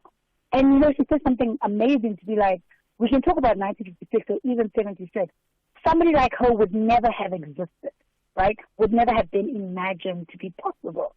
But where she had to feel like she was fighting in the male space on her own and was never maybe part of organizations, who has her story?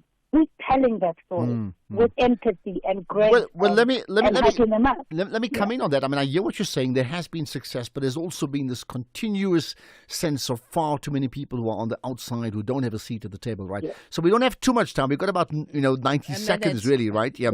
Here's the quick thought to you. So it's almost like a child wanting to swim, but nobody's teaching that child how to swim. And if they don't know how to swim, then every year at the holidays, they're still sitting on the outside, sulking and fearful, not knowing what to do.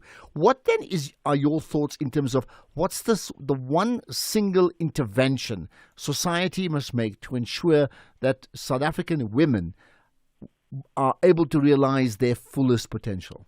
In 60 seconds. In 60 seconds. First one, tell the story. I always tell people that things are not documented, they don't exist. The stories, retell the story. Let's tell each other stories.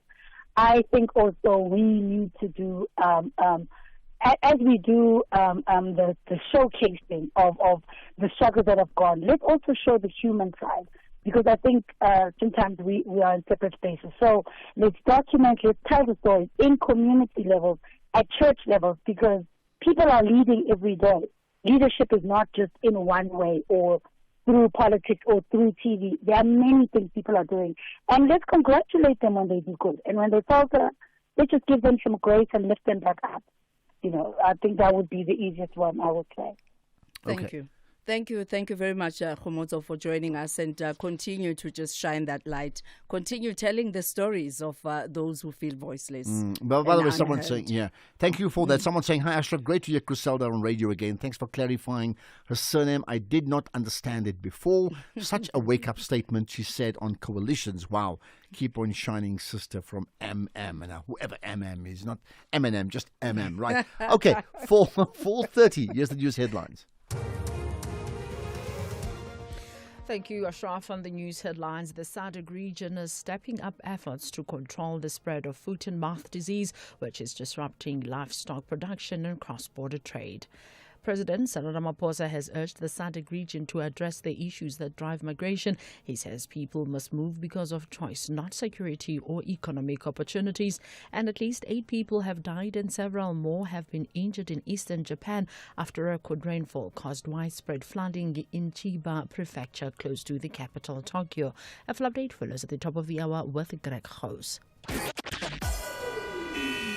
SAFM, guiding you through the rush hour traffic. Well, Joburg M1 South remains heavy on the run to Soweto. It's a crash before 14th Avenue that has traffic pushing a queue back towards Malabongwe Drive. Other side of town, the N3 from Alexander Jermison slow. N3 north from Heldnace up through Galuli's looking quite busy. And the N1 going north, the incident at New Road's being clear. But Friday volumes taking you all the way slowly to about Samran Road. More traffic after that through Centurion with a breakdown up by Pretoria's Rigel Avenue. So from Buerta Avenue through the R21 and on to Rigel, very slow. Last bits and pieces being cleared up at a crash in Transurania at Morkel. If you're on Transurania heading up towards the tunnel, Dustport Tunnel, that is slow today. Major crash and diesel spillage earlier today. N3 south at the ramp to Hammersdale. A couple of lanes are closed there. Big queues back through Cato Ridge and pushing back towards Camperdown. Keep in mind, we are looking at sort of pre-weekend volumes on that run, so it's very heavy Durban bound. Crash on the M13 at Gillett. Delays from Fields Hill as you try to get through Kloof up into the Hillcrest area today. Cape Town, a collision on Montague Drive near Woolworths, just down by Freedom Way, so that's a bit slow. The N2 out of town, not too bad. Just once you get to Hospital Bend, you'll sit in a little bit of traffic to around Langa. The big story coming out of Cape Town, no traffic lights. M7, Jakes Curville at the R300. It's a big queue heading south into Mitchell's Plain. With your traffic update, I'm Rob Byrne. This is SAFM Sports with Duming Kapele. Hello, Dumi. Tell us about what's happening with the Bulls. Well, very good afternoon to you, Criselda, and welcome to our Thank airwaves. you. Sounding Thank you. absolutely great. It feels good. Well, talking about the Bulls and New Zealand, they face off each other tomorrow at Loftus Versfeld tomorrow evening in the final tour match before All Blacks take on the Springboks in the Rugby Championship. And just talking about the Rugby Championship, New Zealand coach Rennie says that he will gradually reintroduce Richie Maunga into the All Black squad after calling the experienced fly half into the team as cover for injured centre Billy Proctor. Now, Maunga has travelled to South Africa after making 2 appearances for Canterbury in the NPC, and he returned from Japan to meet New Zealand's eligibility requirements for international selection. And Rennie says that there are no plans to rush Maunga straight back into Test rugby, with the 32-year-old expected to settle back into the squad first.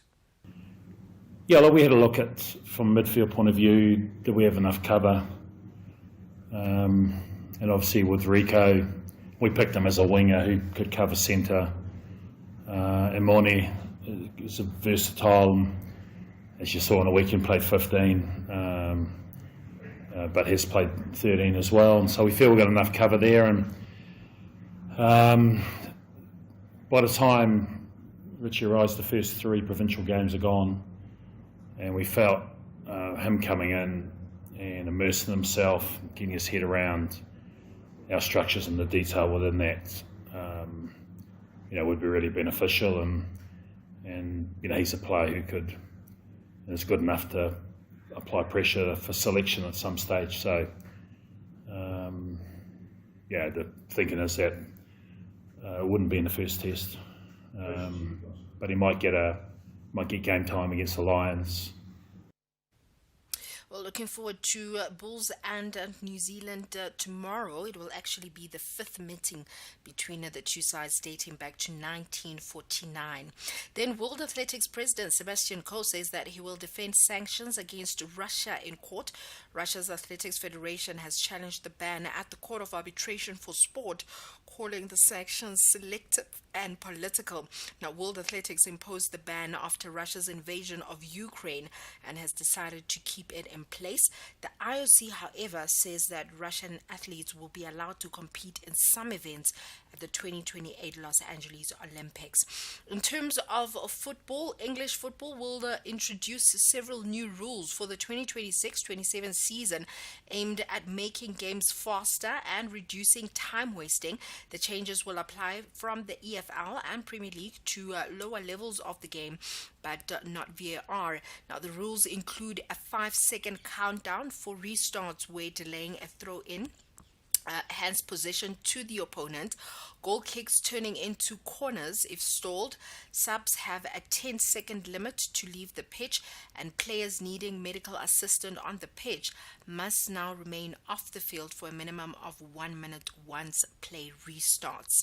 In the meantime, Tennis South Africa General Manager Anthony Murutwane says that he never imagined that he would one day be nominated for the SA Sports Awards, but that dream has now become a reality, with Murutwane earning a nomination in the Sports Administrator of the Year category. You know what, if I have to be honest, my brother, I was so overwhelmed and surprised. And I mean, because I think we like what we do. We always approach a role from the perspective of saving the sport and trying to leave. I think my objective is always just to try to leave tennis in a better position. Well, I'll have more on other sports in the next hour.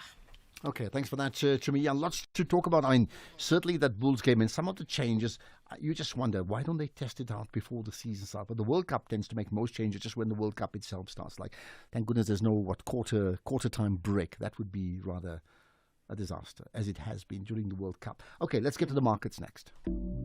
Looking for exclusive content, live events, and special broadcasts like the Madlanga Commission? Then connect to the all-new SFM Connect stream. The Madlanga Commission, live and uninterrupted from 9:30 Monday to Friday. SFM Connect brings you more of the conversations that matter. Listen anytime, anywhere by visiting connect.sfm.co.za or stream directly on SABC Plus at sabc-plus.com. SFM Connect. More conversations, more access. There's much more coming. For 90 years, South Africa has changed. Governments have changed. Generations have changed.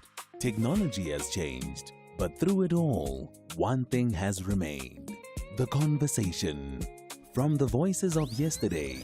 More on sustainable development. A preparatory conference was held in Bali in Indonesia in June, where governments and civil society delegates met but could hardly reach any decisions. Can we get back to a point you made earlier, that everybody has her own conception of how it ought to be done, perhaps because Gielgud might have done it that way. For you as an actor, how does this advance your career, perhaps? Having a live crossing now to Ferial Hafaji, who's at a news conference called by the ANC on land reform, I believe. Tell us a little more, Ferial. Hello, Sally. Yes. To the voices shaping tomorrow. This August, SAFM celebrates 90 years of conversation. A nation's story, our shared future. SAFM turns 90 from 1 August. SAFM. The conversation continues.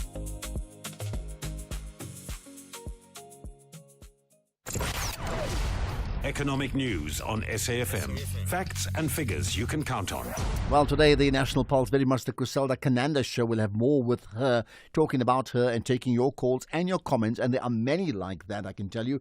But let's get to the markets with Paswane Mpatlele, the Senior Accounts Manager at Makwe Fund Managers. You've got all the news, local and global. Paswane, go for it. This afternoon, Ashraf, and to your listeners. Well, we got data coming from the US where we saw their consumer sentiment fail to improve from its making trends, failing across the board as different groups continue to be under pressure on increasing prices. The likes of the US retail sales also fell below expectations, down 0.6% month on month, and weaker across the year-on-year numbers, reflecting that the consumer spending is softening, allowing investors to be more confident that interest rate hikes are fading. It is reflected in the likes of the dollar and the yields that are easing off, allowing better global financial conditions, but not a full-blown risk-on appetite across equities, as you see across the markets where they continue to assess the unsettled geopolitical tensions in the Middle East, with the US continue to hold on to the blockade to pressure Iran, while prices continue to absorb this very well, just up 0.6% at $87.60 a barrel. When you look at gold prices, they rebounded 1% at $4,392 an ounce, platinum up 1% at $1,743 an ounce. When you look at the AI rally, when you consider semi-software, memory, they continue to hold up with momentum, helping the US to all-time highs and also benefiting the likes of Asian markets. South African markets, on the other side, they continue to benefit from the global relief.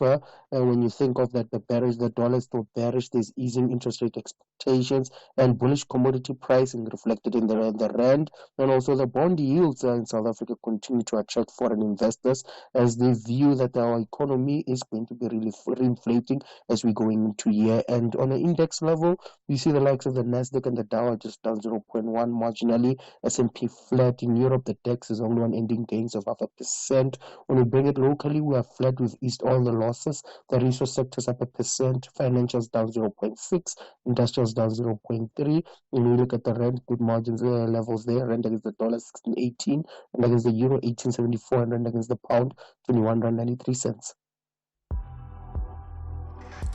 You are listening to the National Pulse with Ashraf Garda. Right, Criselda Kananda, the Criselda Show. You can add that part, Ashraf and Criselda. Well, I'm just sticking around with her because she's co-hosting the show. It's still the National Pulse, that I can assure you. Listen, let's get to some calls. I want to get to calls immediately. All right. So, Michael in Durban, hi. Yes, Ashraf. And I don't think you want to talk to me, so let me just take a back seat. Right? No. I must be modest. I must be respectful. Sometimes you just know it's not your place, so let me just step back. No, don't step back. No, I actually want to say I don't know much of her on the SAFM, but I know much of her as an activist for HIV. She played a very big role. She used to be on the magazine covers, newspapers, print media, going around doing some interviews in television, especially with HIV. I'm a healthcare worker by myself. So we just got inspired by her coming out in the early days. So I know her as an activist, but having hosted beautiful shows as an activist female woman. But I also want to say with SAFM, I've been with SAFM for past 8 years. In the morning, 5 o'clock, 3 o'clock afternoon, you just bring us a very good news. Like I'm alive in South Africa because sometimes I don't listen to TV all the time where I work. But when I open SAFM, that is where I get all the updates. They're just doing a great job. Thanks very much. Beautiful call. I suppose on that note, you can send us a happy birthday, right? Well, absolutely. Send us a voice note. Yeah, voice note of happy 90th. Yeah, lovely call. Yeah. Let's talk about that. I mean, your Twitter account, and I think most of your social media says Positive GP. Correct. Tell us about it. And it was a conscious decision because at the time, I mean, when I was told that you have 2 years to live 29 years ago, everything around me was just so negative, doom, gloom. And I sat back and I thought, positive is a good thing. It's an addition. It's plus. It's more. I started with a show called Positive Talk. Mm-hmm. I had my car registration, a whole Jaguar with a positive GP. And for me, it was just demystifying and taking away the stigma. And I made a pact with self that I will always look good at any given opportunity and time, because the face that was associated with HIV was I mean, may his soul rest in peace. Your Xolani Nkosi's, aka Nkosi Johnson, and you then expect people to want to know their status. It was defeating the purpose. Yeah. And I mean, yourself. I mean, so once you were tested, right? Yeah. And then, well, what about the 2 years to live? What happened? I mean, how did you get into extra time? I had had a miscarriage the year before, and the next year I was 7 months pregnant. When out of curiosity, I just asked my doctor to add HIV as one of the tests, and both of us actually laughed because I was coming from an affluent suburb. I was a nurse by profession, so I did not fit the profile of a person who could be HIV positive, and I was just taking precautions that my baby would be saved. And we laughed about it with the doctor, and it's amazing how suddenly I became a stats. I became this thing that must protect everyone else against me, and I wanted to claim back my power because I remember when I received the news, doctor called me at work and said, I've got good news and bad news. Good news is that all your other tests are perfectly normal, and bad news, you're going to die. And I'm like, but you're not making sense. You're going to die. In 2 years. But in that period, people were dying, right? Absolutely, absolutely. And I mean, when a doctor speaks with authority, wearing that white gown with a stethoscope, you can't help but believe them. And as I walked away, I thought to myself, but this doesn't make sense. I'm not ill. I think what became a blessing for me was when they said you can't start medication yet because your CD cells are too high. Okay. So what do I do? You'll come back when your CD cells are lower. Yeah. All right, pause on that because we've got so many other things to talk about. I mean, I can't ask the rather blunt question. Why did you not die? What happened? But there's calls from the audience, and I want to pick it up about you. Right, here we are. Afternoon, Mr. A and Miss Kananda. It's kind of strange. I mean, after 100 years, she's still having the same voice. I mean, yeah, man, it's wonderful because some people, when after a couple of years, their voices changes. I don't know because of what, but her voice is exactly still the same, the way it was 100 years ago. Thank you to have her, man, and she's still exactly as fresh as she was. Pastor Cape Town. Well, there we are. Nice one from Pastor. There's another. Here we are. Hi, Ashraf and your team and lovely South Africans. It's Eddie from Honors Race. Dumela, Criselda. Let me tell you, you continue to be the light, not only of this country, but of the planet Earth. And may God bless you. You know, a lot of people took a lot of inspiration out of you, and I'm one of them as well. May God be with you and strengthen you and the family as well. Ashraf, you have one of the greatest there. You know, this country is so blessed. And this country, we're so empowered in the radio through her voices. Thank you very much. All right, well, I agree. You know, we often talk, I mean, you know, in terms of the Champion South Africa project that I drive, we often talk about champions, and I'm just surprised I've never sort of knocked on Criselda's door, but maybe it's an alert to me. But I mean, she's very much a champion in her space, and it's amazing. So there's two other comments. I mean, Eddie's a regular caller, regular listener on SAFM, right, over the years. So the one negative, and there's a positive as well, just like the doctor. From Noel Crowley, who's a regular as well, tweeting saying, wearing a MAGA, Make America Great Again cap, but makes reference to making Africa great again, saying it makes a strong statement about a person's political identity and serves as a visual endorsement of Trump and the America political agenda. No spin doctor can wish it away, suggesting that you got it wrong. That's him. Another one is, Positive GP, which is you, is amazing. I always enjoy listening to her. I had fun interviewing her for a story I did some years back. Thank you for your service. And if you didn't quite get who it is, that's a significant person from the Eastern Cape. Yeah. Absolutely. There we are. Absolutely. There we are. Lovely, yes. lovely one indeed. Right. There's so what then happened to you? You said you were to pause on the treatment. Yeah. No, I was told I can't take treatment because my CD cells are still strong and yet you're going to die. So that confusing state led me to being curious and asking questions. And the more I asked, the more I realized there was something wrong with the global message that was sexualizing a viral infection that can be managed by a healthy body. And all my focus went on to strengthening my body's ability to fight infections. And in doing so, I decided that I'm not going to be alive alone. I'm going to take millions with me. And I mean, evidence is out there. A lot of people will tell you that I was scared. I thought I was going to die. I listened to you from Kaya FM to Metro FM to the many platforms that you occupied, including SAFM. And I'm here. I'm still alive. And that for me, because I remember when I made that decision, it was never about seeking sympathy. It was never seeking affirmation. But I felt like it was the right thing to do because the message was deliberately distorted. One day, I hope you'll call me back for us to talk about what President Mbeki actually meant, what former Minister Manto Shabalala Msimang actually meant with beetroot.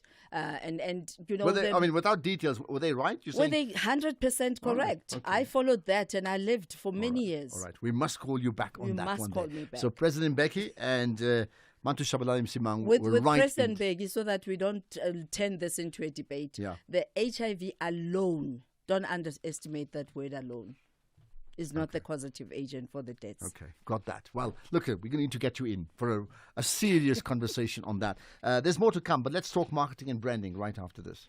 Running a small business means every rand counts. Thanks to My Way Business Insurance, I save up to 20% on my insurance premiums every month for my buckies and tools of trade. Now, I get to save some extra cash for my business and focus on giving my clients world-class service. Switch to My Way Business Insurance and save up to 20% on your buckies and tools of trade. Real businesses, real savings. Call us on 0860 646464 for a quote today. My Way is a licensed non-life insurer and FSP. Standard rates and T's and C's apply. Durban is ready. Southern Africa is coming together. This August, South Africa proudly hosts the 46th SADC Summit in Durban, bringing together leaders united by a shared vision of regional cooperation, industrialization, economic integration, and sustainable development. When we work as one, trade flourishes, investment grows, jobs are created, and families enjoy opportunities. The 46th SADC Summit, one region, one people, one vision, shared prosperity. Before there was the SAFM you know today, there was the English service, there was Radio South Africa, Radio South Africa, and there was a country going through extraordinary change. Hello. Good morning, Mr. Raphael. From the darkness of apartheid I have to inform honourable members. through the states of emergency, Earlier, it was reported an explosion had occurred at an ESCOM. through the release of Nelson Mandela, Comrades and fellow South Africans, I greet you all. through the birth of a democratic South Africa. As we know, elections do not create change, they create only the opportunity for change. The conversations continued, and in 1995, a new SAFM emerged. A new country, a new voice, a new chapter.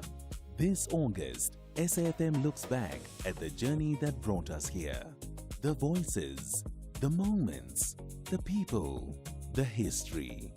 90 years of conversation, a nation story, our shared future. SAFM turns 90 from 1 August. SAFM, the conversation continues.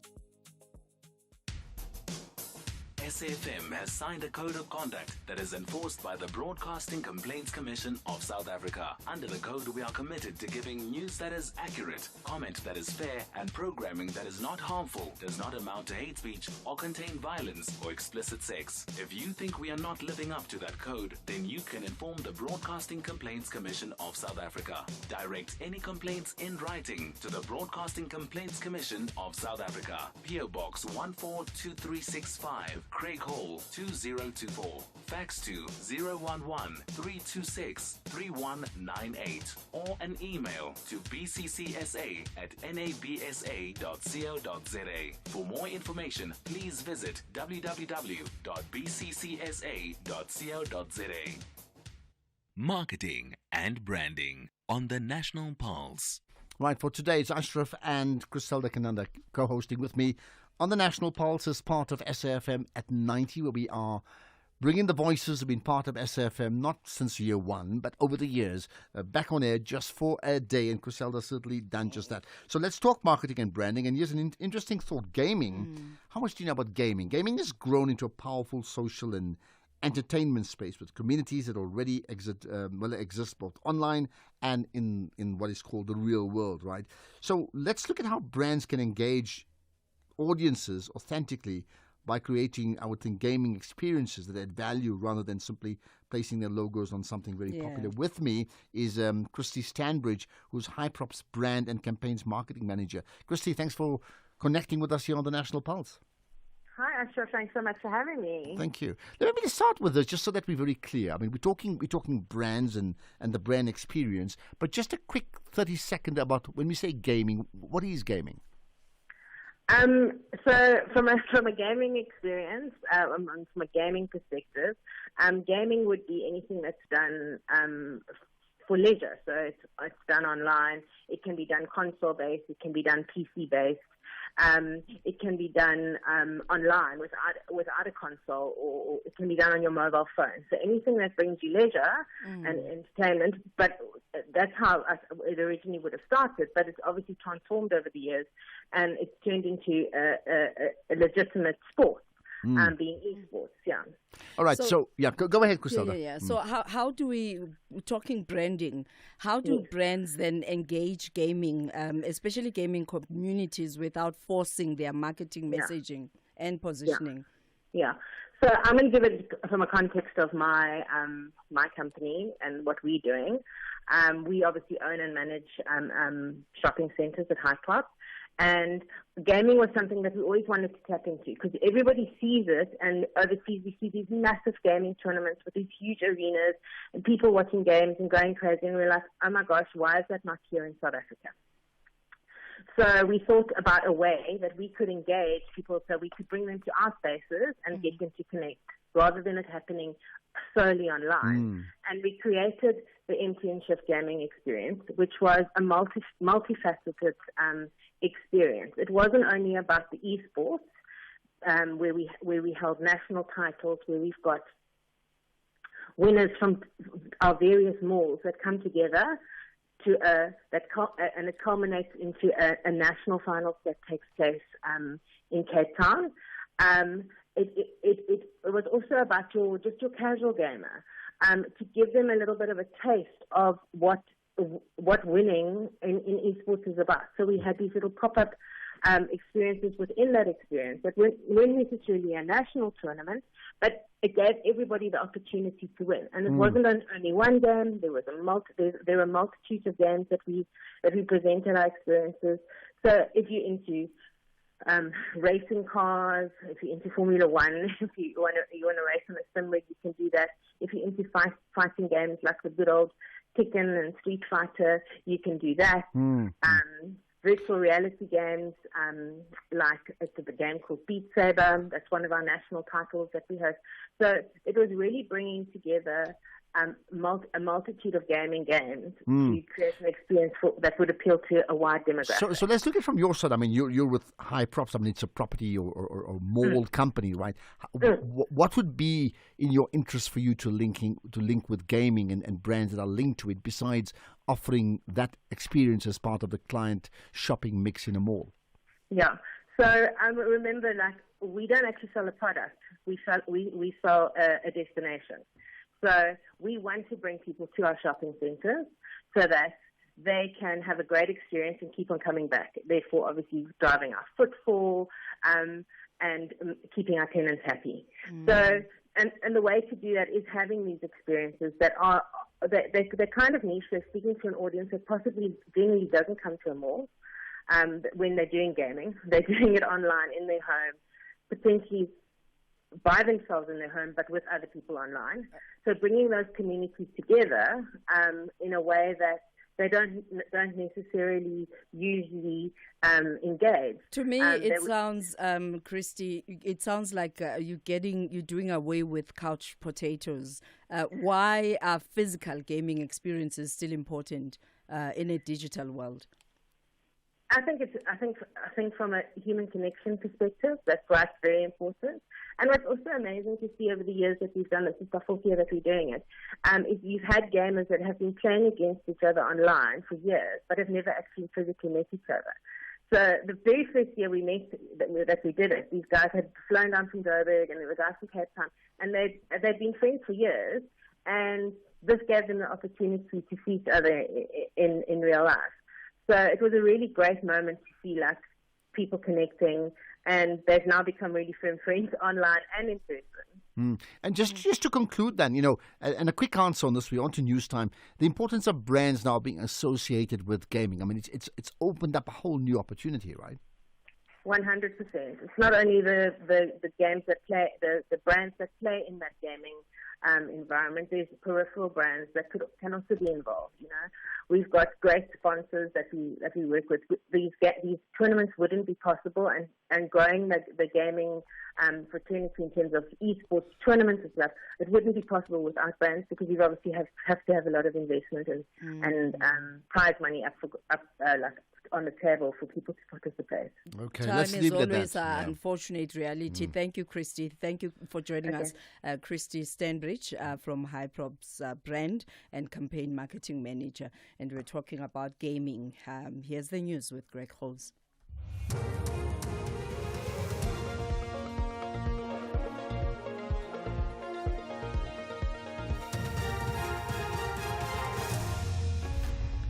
Thank you. SAA CEO placed on special leave and 8 people killed in Japanese flooding. Good day to you. The Board of South African Airways has placed the acting group CEO, Machele Sashiba, on special leave with immediate effect. He's been at the helm of the national carrier for just 4 months, following the departure of the former CEO, John Lamola. In a statement, SAA confirmed that Sashiba will remain on special leave, pending the outcome of an internal process. Before taking up the post at South African Airways, Sashiba served as the CEO of the airline's catering subsidiary Air Chefs. His initial appointment was marred by controversy surrounding his past executive role at Daybreak Farms, where he faced allegations of governance failures. SAA's chief legal officer, Kuki Mbeki, has now been appointed as the acting CEO to ensure leadership continuity. The High Court in Pretoria has granted interim relief, suspending the appointments of Professor Hlengani Matabula as the administrator of the National Student Financial Aid Scheme, pending the final determination of a legal challenge brought by 7 scheme board members. The court has interdicted him from continuing in the role. The board members approached the High Court, challenging the decision by the Higher Education and Training Minister to dissolve the scheme's board, place it under administration and appoint Matabula as the administrator. Tobiso Khadebe reports. The decision by the High Court in Pretoria follows a court application brought by 7 NSFAS board members in May after Minister Buti Manamela dissolved the board and placed the scheme under administration and appointed Professor Hlengani Matabula as an administrator. Manamela said the board's composition did not comply with the NSFAS Act, among other concerns. The court has also given the board members the go-ahead to continue with the management, governance and administration of NSFAS. They will remain in their positions pending the final determination of their legal challenge. The SADC region is stepping up efforts to control the spread of foot and mouth disease, which is disrupting livestock production and cross-border trade. Member states have adopted a regional strategy that includes vaccination, quarantine and tighter controls on affected areas. The region is also working to establish a regional foot and mouth disease vaccine bank to ensure vaccines are available when outbreaks do occur. The region's agriculture head, Duncan Samikwa, was speaking at a SADC Food Systems Transformation Policy Dialogue in Durban.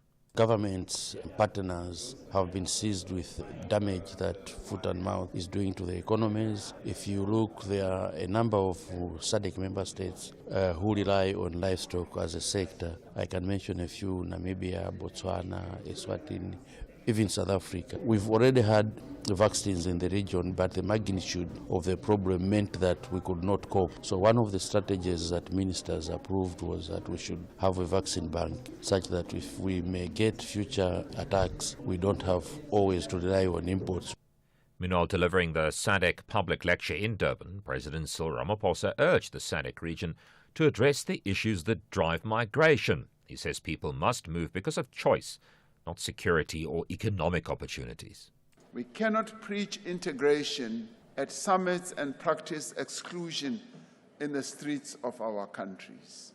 I say this as a South African, to South Africans first of all, but this is a broader challenge to which we must apply ourselves as a community.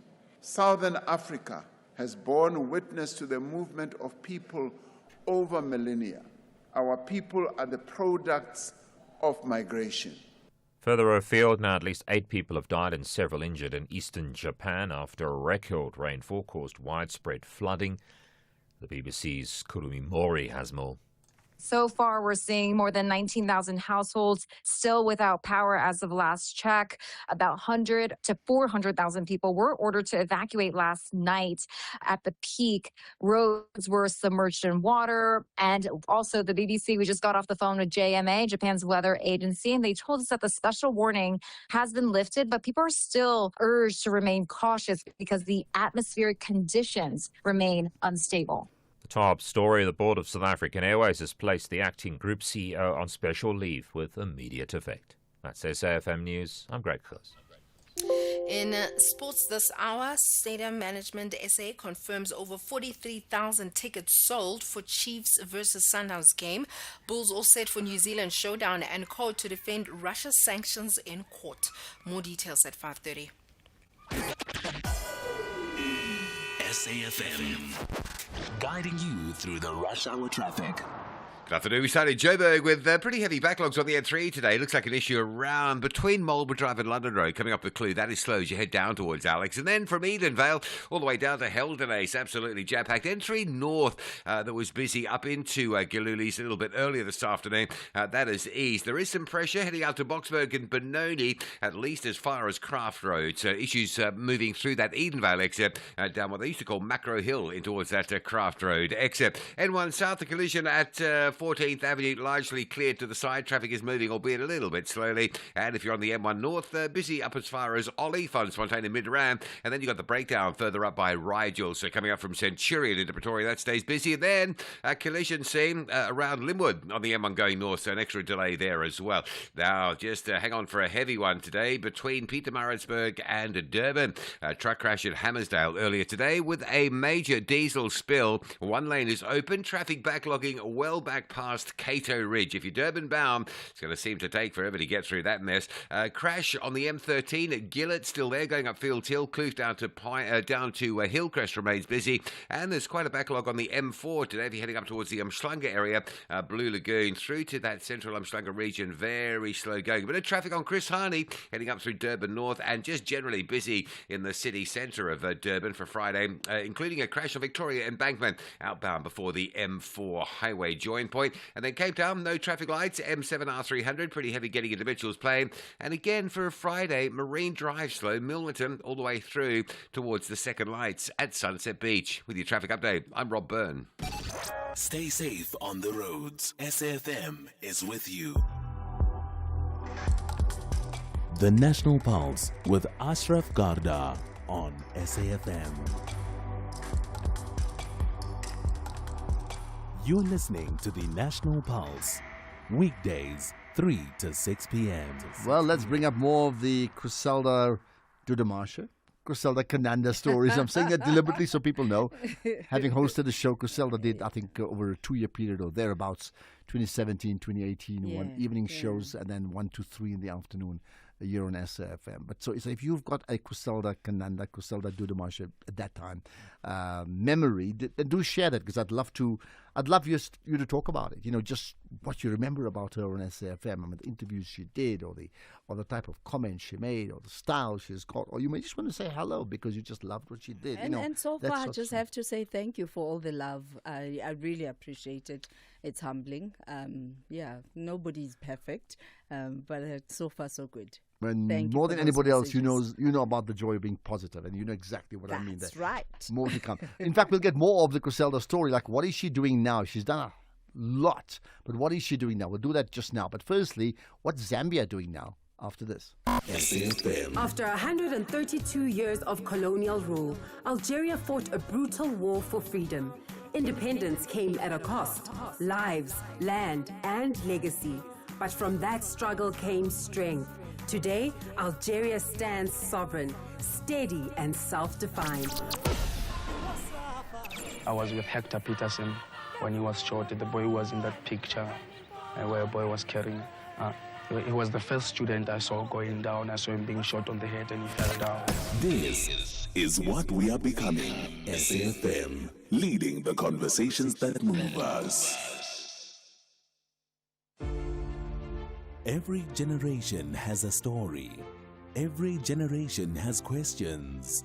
Every generation has a voice. For 90 years, SAFM has been part of the conversation. This August, we listen back to the voices that brought us here. We celebrate the people who shaped our journey, and we listen for the voices that will shape what comes next, including the launch of a new annual SAFM property. This Women's Month, we are in search of an SAFM woman. 4 extraordinary women, 4 extraordinary journeys. One question: what does it mean to be an SAFM woman? SAFM 90 years. Women, a new voice. 90 years of conversation. A nation story. Our shared future. From 1 August, SAFM. If you're active on social media and love SAFM, we hope you'll take a moment to like or follow our SAFM page on Facebook and Twitter. These are the best places to find all the guest information, conversations, and stories you love from your favorite presenters, along with regular updates from SABC News. And don't forget, you can send your questions to feedback@safm.co.za. SAFM, leading the conversation. Ashraf Garda on the National Pulse. Right, Ashraf Garda today with Criselda Kananda. Just for the day. We it's should still have the National changed Pulse. this promo, right? What Just do you for think? today. Just for today, in case you get worried, you know. But anyway, she's here because it's SFM at 90 and we've got all these voices from the past. People who've hosted shows, and Criselda's certainly done that. Then you would know it's Criselda Dudumashe, but it's Criselda Kananda. She's, she's done so many things in her life, and we'll get a chance to talk about some of the other things just now, right? It's a case of like, what has she not done? She's not coached a football team. I don't think so. Beyond that, from being connected to the presidency to accolades, UN, United Nations, it's just ridiculous, right? Listen, let's talk about Zambia. Zambia, following vote day, which was on the 13th of August, Zambia's Electoral Commission has suspended the counting of votes, typical of Africa, and announcement of election results nationwide following reports of violence targeting elections officials in some districts. We find out more about this from Dr. Tendai Mbanje, Governance and Elections Expert at the University of Pretoria. Good afternoon and welcome, Dr. Mbanje. Good afternoon and thank you for having me. Tell us about, each time I see electoral and politicians, I get worried. Should we be worried? Yes, we have to be worried. The situation in Zambia is very dire. The nation has been tense for some time, I think since the death of the former president, the late former president Edgar Lungu, the nation was tense and leading to the electoral process itself, which was characterized with discontentment from civil society and from other political players. And here we come, at least some of the results that I've been seeing where they indicated that the opposition was gaining good numbers in very many constituencies. And then we see that the Electoral Commission have suspended the counting and of the results, and that has actually exacerbated tension.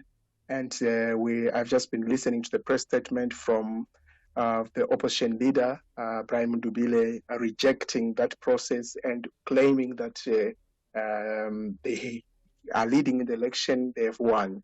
So that in itself is going to cause national instability. So Tena, let me come in. It's Ashraf Garda here once again. Of course, we chatted a few days ago too, right? So let's be very clear about it. The official position is the counting has been suspended following reports of violence. And so who does the suspension? In South Africa, we've got the IEC, right, which is a electoral body which is not government itself. Who makes the call in Zambia? It's the ECZ, the Electoral Commission of Zambia. But if you look at the conditions under which the suspension, if we have isolated pockets of violence during elections and then you suspend the entire process, that is a bit questionable. Elections are generally tense and violent at times, and isolated pockets does not really require the whole process to be halted. Well, I mean, that's an important point. I mean, you're quite right. Even if there's 20 isolated cases, if it's not nationwide running rampant, there's no reason to. Why then do you think, what would be the motivation of the electoral body or commission then to actually suspend counting and therefore declaring a result, keeping in mind the implications that has? And as you respond to that, I'd also be interested in knowing what the implications are for the voter. Yeah. So there are two things here. I would imagine Zambia has got thousands and thousands of polling stations. And Ashraf, you mentioned you gave an example like 20, 30. The magnitude does not really indicate that this entire process can be halted. So what that means is that it validates the idea that this election, there were elements in the state that were interfering in the process. And there are so many examples that have been cited by critics, started even from registration of political parties into this election and candidate selection and so forth. And then the voters, majority of voters, particularly the opposition, believe that state interference has been present in this particular election. So what that means, to answer the question to the voters, it's validating that the state interfered or the incumbent is interfering with the process. So those are the kind of the sentiments that are in the streets. And do you think, people. insofar as the government interfering with the voting processes, do you think they have grounds to make that claim? I mean, do you think it's true? I think they do have grounds based on looking at the magnitude of violence in the country. It's not that bad. It's isolated pockets, and for such isolated pockets to then be used to halt the entire process, then that becomes questionable, because if you suspend the process for 24 hours, there could be an opportunity to tamper with the results. Maybe, Dr. Mbanje, you can tell us about leading up to the elections. What was the environment like? So leading up to the elections, the environment was very tense in the sense that there have been a number of legislation that has been enacted just few months to the election. Part of them extending constituencies, more constituencies, about 70 have been added, more proportional seats have been added. There were cyber laws that have been enacted that civil society felt like it was kind of interfering with the lives of the civil society space. And a number of pieces of legislation that shrinks freedom of expression. For example, issues around criticizing the incumbent. You could be jailed, journalists have been imprisoned and so forth.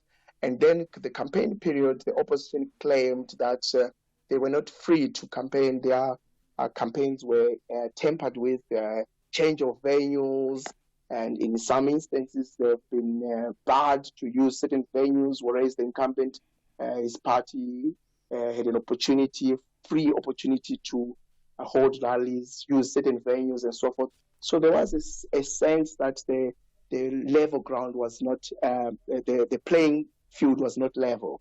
And also the struggle that many political leaders faced to to register prior to with the registrar's office, the office that registers political parties for election and so forth. So those kind of put together, they would then give someone an opinion that this process could be having a steady hand. All right. So then, just to conclude with, what would you be looking out for next? What important sign would you be looking out for? Personally, I'm worried that Zambia could result in a civil unrest because the tension that has not been resolved since the death of Edgar Lungu, it's quite visible and it's quite strong. And I'm looking out for the regional leaders to take a swift action to speak to the government of Zambia and the Electoral Commission to do the right thing, to make sure that the counting process resumes quickly, to ensure that all stakeholders are happy, the communication is sent to all stakeholders, and to ensure that citizens are assured for the correct results announcement that reflects what they've voted for. Particularly, I'm looking forward to SADC and African Union to take a lead, and all the former presidents that are leading various missions to take leadership. And as you know, SADC have been meeting even now as we talk. But appreciate your time. Thanks for joining us as always, Dr. Tendai Mbanje, the governance and elections expert at the University of Pretoria. This is the National Pulse. He is the Motswako King, and he is coming home to the Northwest. She is the airwaves queen, presiding this Women's Month at the Palace, bringing the stars, Focalistic, Ndengane, Ladla Mshungisi, and more. Step into the Now Now universe with your hosts, Casper Nyovest and Zanele Potelwa. Live at Sun City, 15th August on SABC1 at 8 p.m. Summer 32, the future sounds like Now Now.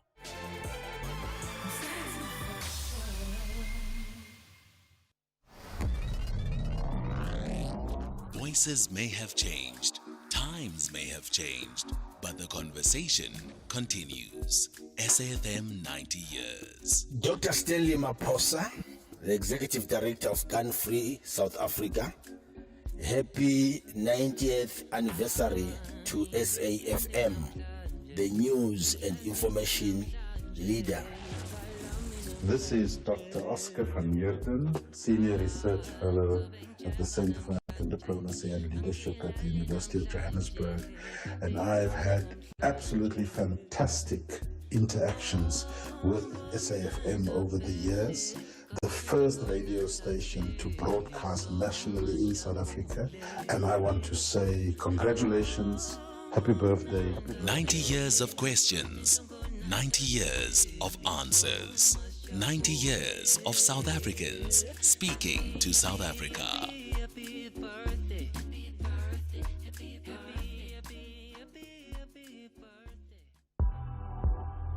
The National Pulse with Ashraf Garda. Weekdays, 3 to 6 p.m. Let's get to some of your comments, but you can comment about Criselda too. So send your voice notes. You can call in live. We will take your calls too. Hi, Ashraf. You see, Cyril Ramaphosa, man, is a man of empty words, man. I mean, if you were to go back to all his speeches since he got into office, it's always promises. His theme has always been, we are going to, it's always needing, into the future. He's hardly ever going to show you anything that he has done, something of substance. So, anyway, I'm convinced that the SABC is the spokesperson of the ruling party of the day. And since it has been ANC, you are the mouthpiece of the ANC. Wow. And how do you, get to I know that you're conclusion. gone. How do you get to that conclusion? I mean, why are you so convinced about, both that Ramaphosa only talks and he does nothing? He may come back and say, I set up the Madlanga Commission, just by the way. But on the SABC, how do you come to the conclusion? I'd love to know more. How do you form that opinion based upon what? In fact, we even allowed you to speak and be critical of us live on air. So that should tell you something. There's Because more. we could have listened to this and just chopped it off, right? Exactly, which we don't. Here we are. Good afternoon, Ashraf. I'm so elated by the judgment of the Constitutional Court on the issue of exploration of oil. This judgment goes far to expose who Mandashe really is. He is a self-proclaimed communist who plays for the capitalists at the same time. That was nothing but exploitation of the resources of this country for the benefit of the few, without the consultation of the majority of the people. There goes your Mandashe. Thank you, Constitutional Court. Okay, of course, referring to the whole issues about exploration in terms of minerals with regard to Shell and others. Interesting thought. And I indeed. wish we could have an in-depth conversation around the Zamazamas.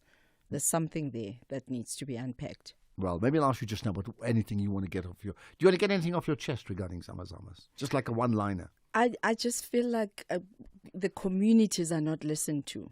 And for me, because of that, there's higher powers that are behind the Zamazama phenomena. Okay, I wonder who that may be. Here we are.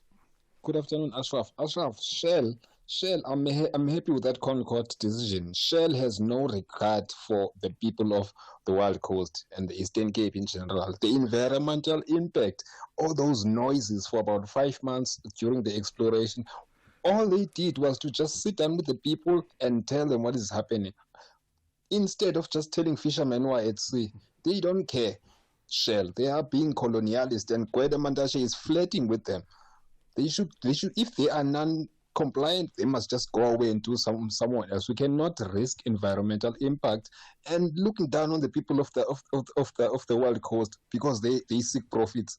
Shell must just go away and find someone else. Well, it's not just Shell, as you know, it's a combination of more than one. But the big part, I think, coming out of that Concord ruling was that the community that were most affected were not asked. Interesting choice of words, flirting with the situation. Wow. Okay. Here's another.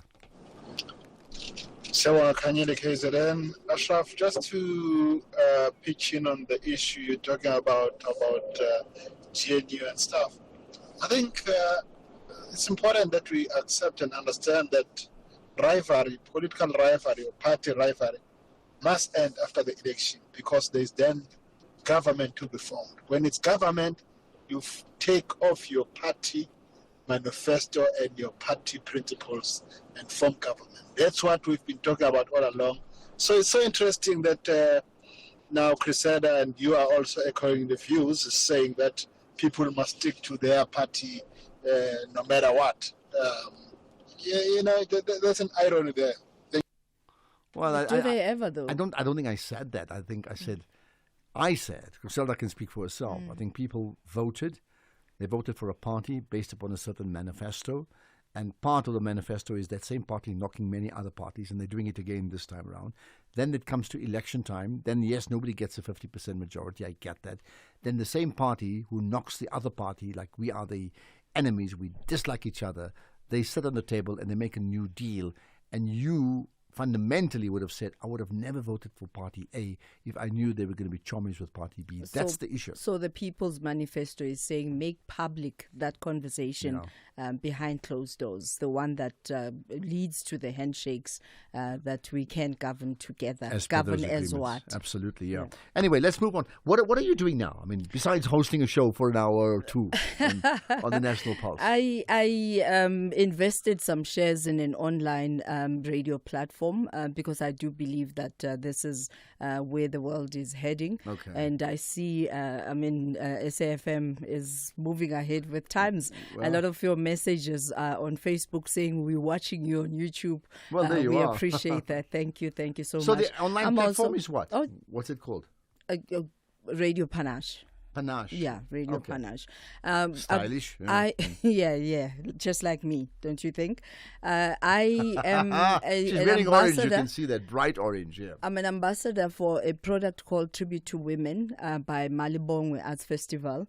and I chair the foundation of that tribute to women. Every August we come together to just celebrate womanhood and showcase women exhibitions and just celebrate being feminine, being women, being homemakers, and just come together and have fun. Okay. And this year, on the 29th of August, we are going to be at Max Park, where we have a lineup of beautiful souls, and everybody is welcome. Last year, we were dancing with Mamzanele Mbeki. It was absolutely incredible. She has the special love for Thandiswa Mazwai, and we're saying this year once again, let's do this again. And my passion is on just developing humans. I prayed, I talked about this before we went on air, Ashraf, that I prayed for 7 streams of income, and the divine gave me 6 streams of service and half an income. So that should tell you what my bank balance looks like. Maybe the income for the one manages the income of the rest. Not really. Yeah. Not really. And do you have It's the passion that it comes with. It's the fulfillment that it comes with. So I'm at peace. And you spoke about investing in online radio, but do you have another 9-to-5 job? No, not currently, no. Okay. Yeah. Right. So I'm unemployed. Maybe SFM will knock on your door. You never know. You never know. I told Tabiso Temate, this is like an audition when he was on here last week. Okay, 5:30. Did she pass the audition? Here's Greg House. Thank you, Ashraf. In the news edition, the board of South African Airways has placed the acting group CEO on special leave with immediate effect. The Minister of Higher Education and Training has reacted to the High Court's ruling suspending the appointment of Professor Hlengani Matebula as the administrator of the National Student Financial Aid Scheme. And opposition parties in Zambia are up in arms over the suspension of vote counting and the announcement of election results nationwide. It's a full update at 6. Outsurance is in the business of saving you money on your car insurance premium. If they can't, ask for 500 Rand. SMS out to 30754. That's out to 30754. SAFM, guiding you through the rush hour traffic. Good afternoon. We started Joburg with pretty heavy backlogs on the M3 today. Looks like an issue around between Marlborough Drive and London Road. Coming up the clue, that is slow as you head down towards Alex. And then from Edenvale all the way down to Heldenace, absolutely jam-packed. M3 North that was busy up into Giluli's a little bit earlier this afternoon. That has eased. There is some pressure heading out to Boksburg and Benoni, at least as far as Craft Road. So issues moving through that Edenvale exit down what they used to call Macro Hill in towards that Craft Road exit. N1 South, the collision at 14th Avenue largely cleared to the side. Traffic is moving, albeit a little bit slowly. And if you're on the M1 North, busy up as far as Ollie, Fontaine and Midrand. And then you've got the breakdown further up by Rigel. So coming up from Centurion into Pretoria, that stays busy. And then a collision scene around Linwood on the M1 going north. So an extra delay there as well. Now, just hang on for a heavy one today between Pietermaritzburg and Durban. A truck crash at Hammersdale earlier today with a major diesel spill. One lane is open. Traffic backlogging well back past Cato Ridge. If you're Durban bound, it's going to seem to take forever to get through that mess. Crash on the M13 at Gillett, still there, going up Fields Hill. Kloof down to Hillcrest remains busy. And there's quite a backlog on the M4 today. If you're heading up towards the Umhlanga area, Blue Lagoon, through to that central Umhlanga region, very slow going. But no traffic on Chris Harney, heading up through Durban North, and just generally busy in the city centre of Durban for Friday, including a crash on Victoria Embankment, outbound before the M4 highway join point. And then Cape Town, no traffic lights, M7R300, pretty heavy getting into Mitchell's Plain. And again, for a Friday, Marine Drive slow, Milnerton, all the way through towards the second lights at Sunset Beach. With your traffic update, I'm Rob Byrne. Okay, talking about traffic, deciding not to hit save may cost you an afternoon of work, but deciding to stay with your current car insurance could be costing you thousands of rands in savings a year. With Outsurance, a 50-year-old Lawrence saves an incredible 309 Rand a month on his 2025 Volkswagen T-Cross. So switch to Outsurance. You, too, could be one quote away from having more money in your pocket every month. What a challenge. SMS out to 30754. You got it, out 30754. Licensed insurer and FSP, T's and C's and information all available online. Outsurance will go out of their way to try and save you money on your car insurance. If they can't, ask for 500 Rand. SMS out to 30754. That's out to 30754. This is SAFM Sports with Doming Kapele. All right, let's talk sport to me. Yeah, what's the big issue? You want to talk about Kaizer Chiefs? Yes, Kaizer Chiefs coach Fernando de Cruz says that he expects a tough test against Mamelodi Sundowns tomorrow afternoon. De Cruz goes into that clash knowing that Chiefs are without a 10-league games match against Masandawana. However, he is hopeful that his Chargers will give their best tomorrow. He said that as all the team, we make an analysis from this team. But he knows that it will be a tough game. It will be from our squad, our technical staff also to grow up our level, to be at the same level and to make a Champions League game. Meanwhile, Stadium Management South Africa CEO Bertie Robles has said that they are now sitting on 43,000 tickets sold so far, and is also expecting that there will be more sales this afternoon, also tomorrow, as they are expecting a close to capacity crowd. Just over 32,000 sold, but that is it's a good number on a Thursday before the event. Traditionally at FNB we see the actual sales happening on the Friday afternoon and on match day itself. So I'm confident that we will have a close to capacity crowd, and I hope that the weather holds as well. It was terrible last night for anyone to be outside. So yeah, we just around 32,000. Meanwhile, Malawi and Cameroon will meet in the Women's Africa Cup of Nations final on Sunday, with both teams chasing history. Malawi are appearing at the tournament for the first time and have really surprised everyone with their run to the final. The Scorchers have scored 12 goals in 5 matches, including wins over defending champions Nigeria and Ghana. Cameroon have also impressed. They reached the final after beating Nigeria 1-0 before eliminating host Morocco on penalties. Now, Malawi could win the trophy at their first attempt, while Cameroon are in the final for the first time since 2016 and are still looking for their first Women's Africa Cup of Nations title, and it definitely promises to be a historic final for both teams.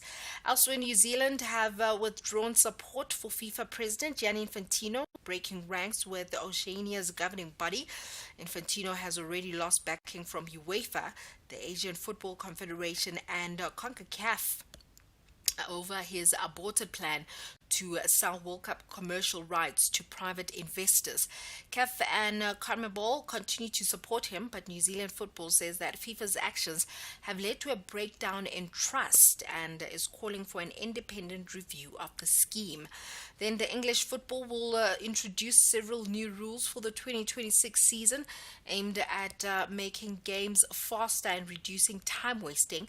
The changes will apply from the EFL and Premier League to lower levels of the game, and some of the rules include a 5-second countdown to restarts where delaying and throw in hands possession to the opponent, goal kicks turning into corners if sailed, subs have a 10-second limit to leave the pitch, and players needing medical assistance on the pitch must now remain off the field for a minimum of 1 minute once play restarts. Don't forget the 19th South African Sports Awards, themed Crowned by Greatness, on the 23rd of August, and it's all about celebrating the country's sporting champions and their achievements, and you can catch all the action on SABC1. It's going to be down in Sun City at the Sun City Super Bowl. In terms of cricket, Bangladesh are in control of the first test against Australia in Darwin. Opener Tanzit Hassan has become the first Bangladeshi batter to score a test century in Australia. The 25-year-old made 101 as Bangladesh reached 286 for 3 at tea on day 2, and captain Najmal Hossain Shanto was unbeaten on 79 with Rahim on 26. Bangladesh bowled Australia out for 198 on the first day and led by 88 runs with 7 wickets still in hand. In terms of athletics, World Athletics President Sebastian Coe says that he will defend sanctions against Russia in court. Russia's Athletics Federation has challenged the ban at the Court of Arbitration for Sport, calling the sanctions selective and political. World Athletics imposed the ban after Russia's invasion of Ukraine and has decided to keep it in place. The IOC, however, says that Russian athletes will be allowed to compete in some events at the 2028 Los Angeles Olympics. On that note, it is a wrap from my side.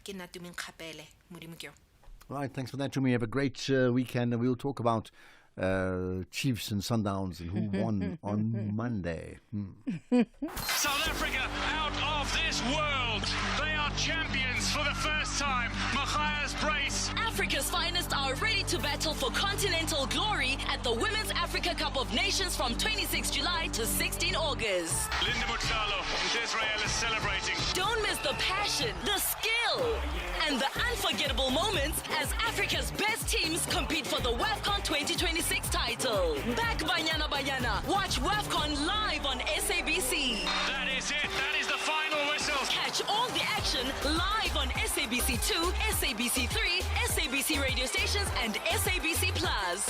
African Queens, live and loud on SABC. One needed to win. SABC Sport is the official broadcaster of WAFCON 2026. For the love of the game.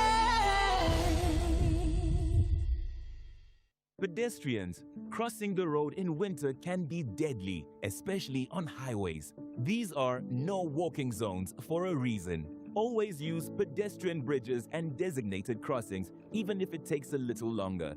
No shortcut is worth your life.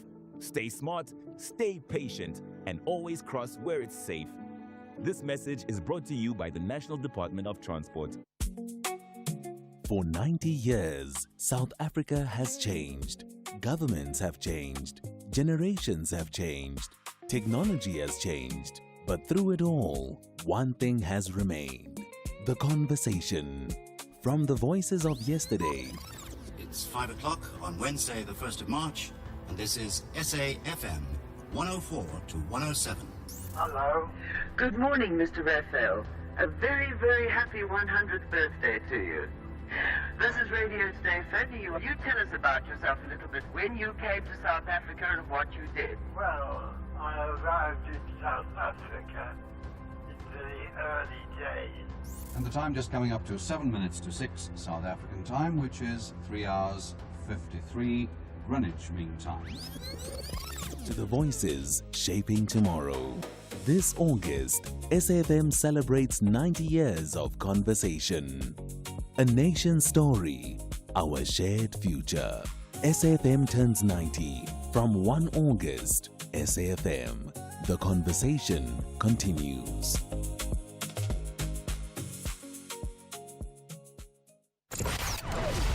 Economic news on SAFM. Facts and figures you can count on.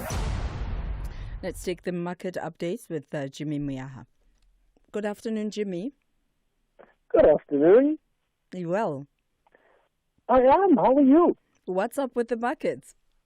Markets are actually closing out the week in rather stable territory. We haven't had too much data coming out today in particular. We got Swiss GDP data earlier in the day. That was stronger than what was previously forecasted. Didn't move much from other international markets, but boding well for the Swiss index that was trading throughout the day. Asian markets, the rest of those that would have been, or the Asian markets that would have been trading in the morning rather, the Nikkei was the only market to finish in the green there. The Hang Seng in Hong Kong was down about a 4%. European markets were a bit of a mixed bunch. The FTSE was down almost a fifth. The DAX was up almost 0.5%. The Nasdaq at the moment is around 1/3% weaker. It is obviously still going to be trading into the evening. U.S. markets will trade later into the day. Local markets, the resource stocks were up about 0.8% on the day. Industrials were down 1/3 and financial stocks down about 0.5%. The all-share overall finished almost flat, about 5 basis points to the downside. The top 40 about 2 basis points to the downside. The rand holding very, very firm against the US dollar, 16 rand 18 cents at the moment. It's lost a bit of ground against the British pound, back at 21 rand 93. The euro at the moment is at about 18 rand 74. The price of a Bitcoin, $62,800 a Bitcoin. In rand terms, that is under 1,020,000, about 1,013,000 when I last had a look. So that stronger rand making the price of a Bitcoin cheaper for those that are looking to buy it in rand terms. Going into next week, we're going to keep an eye on developments like those that we've been hearing this afternoon from the SAA announcement that their chief executive officer has been placed on suspension. We're going to see if we can make heads or tails of that going into next week's show. We're also going to keep an eye on updates like the ones that we got from Blue Label Telecoms. Blue Label today gave us confirmation that they provided the market rather with a trading update suggesting that the decline in their headline earnings per share and basic earnings per share could be attributable to the losses they've been incurring from their Cell C business. We know that Cell C as well is set to report on their maiden results since listing towards the end of 2025. So for the rest of the month of August, there is quite a bit of data to keep us busy. But we're going to this particular weekend with a stronger rand and equity markets that are holding their own amidst all the global tensions. We'll come back next week to see how everything shapes up and how it is that we go through the middle of the month of August. It almost gives us a sense of how we can hope to see the rest of the year pan out. But there's been a lot of volatility from the likes of the oil price that are back at $86.50 a barrel at the moment. The gold price, thankfully, is holding steady around the $4,300 fine ounce level. But we'll be back next week to take a look at these and other market movements. Thank you. Thank you very much, Jimmy. Have a fantastic weekend. SAFM has signed a code of conduct that is enforced by the Broadcasting Complaints Commission of South Africa. Under the code, we are committed to giving news that is accurate, comment that is fair, and programming that is not harmful, does not amount to hate speech, or contain violence or explicit sex. If you think we are not living up to that code, then you can inform the Broadcasting Complaints Commission of South Africa. Direct any complaints in writing to the Broadcasting Complaints Commission of South Africa. PO Box 142365. Craig Hall 2024. Fax to 011-326-3198 or an email to bccsa@nabsa.co.za. For more information, please visit www.bccsa.co.za. Catch them Mzansi's beautiful game sport documentary. For me, Neto, really, in the club football where I've played a lot of my football to with the ladies, at times I would play as a striker. From the 5th of July to the 23rd of August 2026. Banyana governments is like Bafana governments right now at the moment. So we believe in them and we're proud of them. What they did, they did wonders to the country. Brought to you by the SAFM's award-winning drama department. Ala Bafana.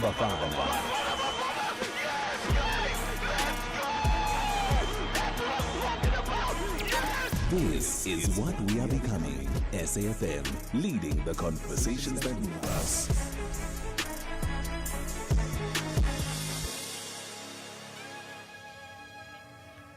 The National Pulse, weekdays, 3 to 6 p.m.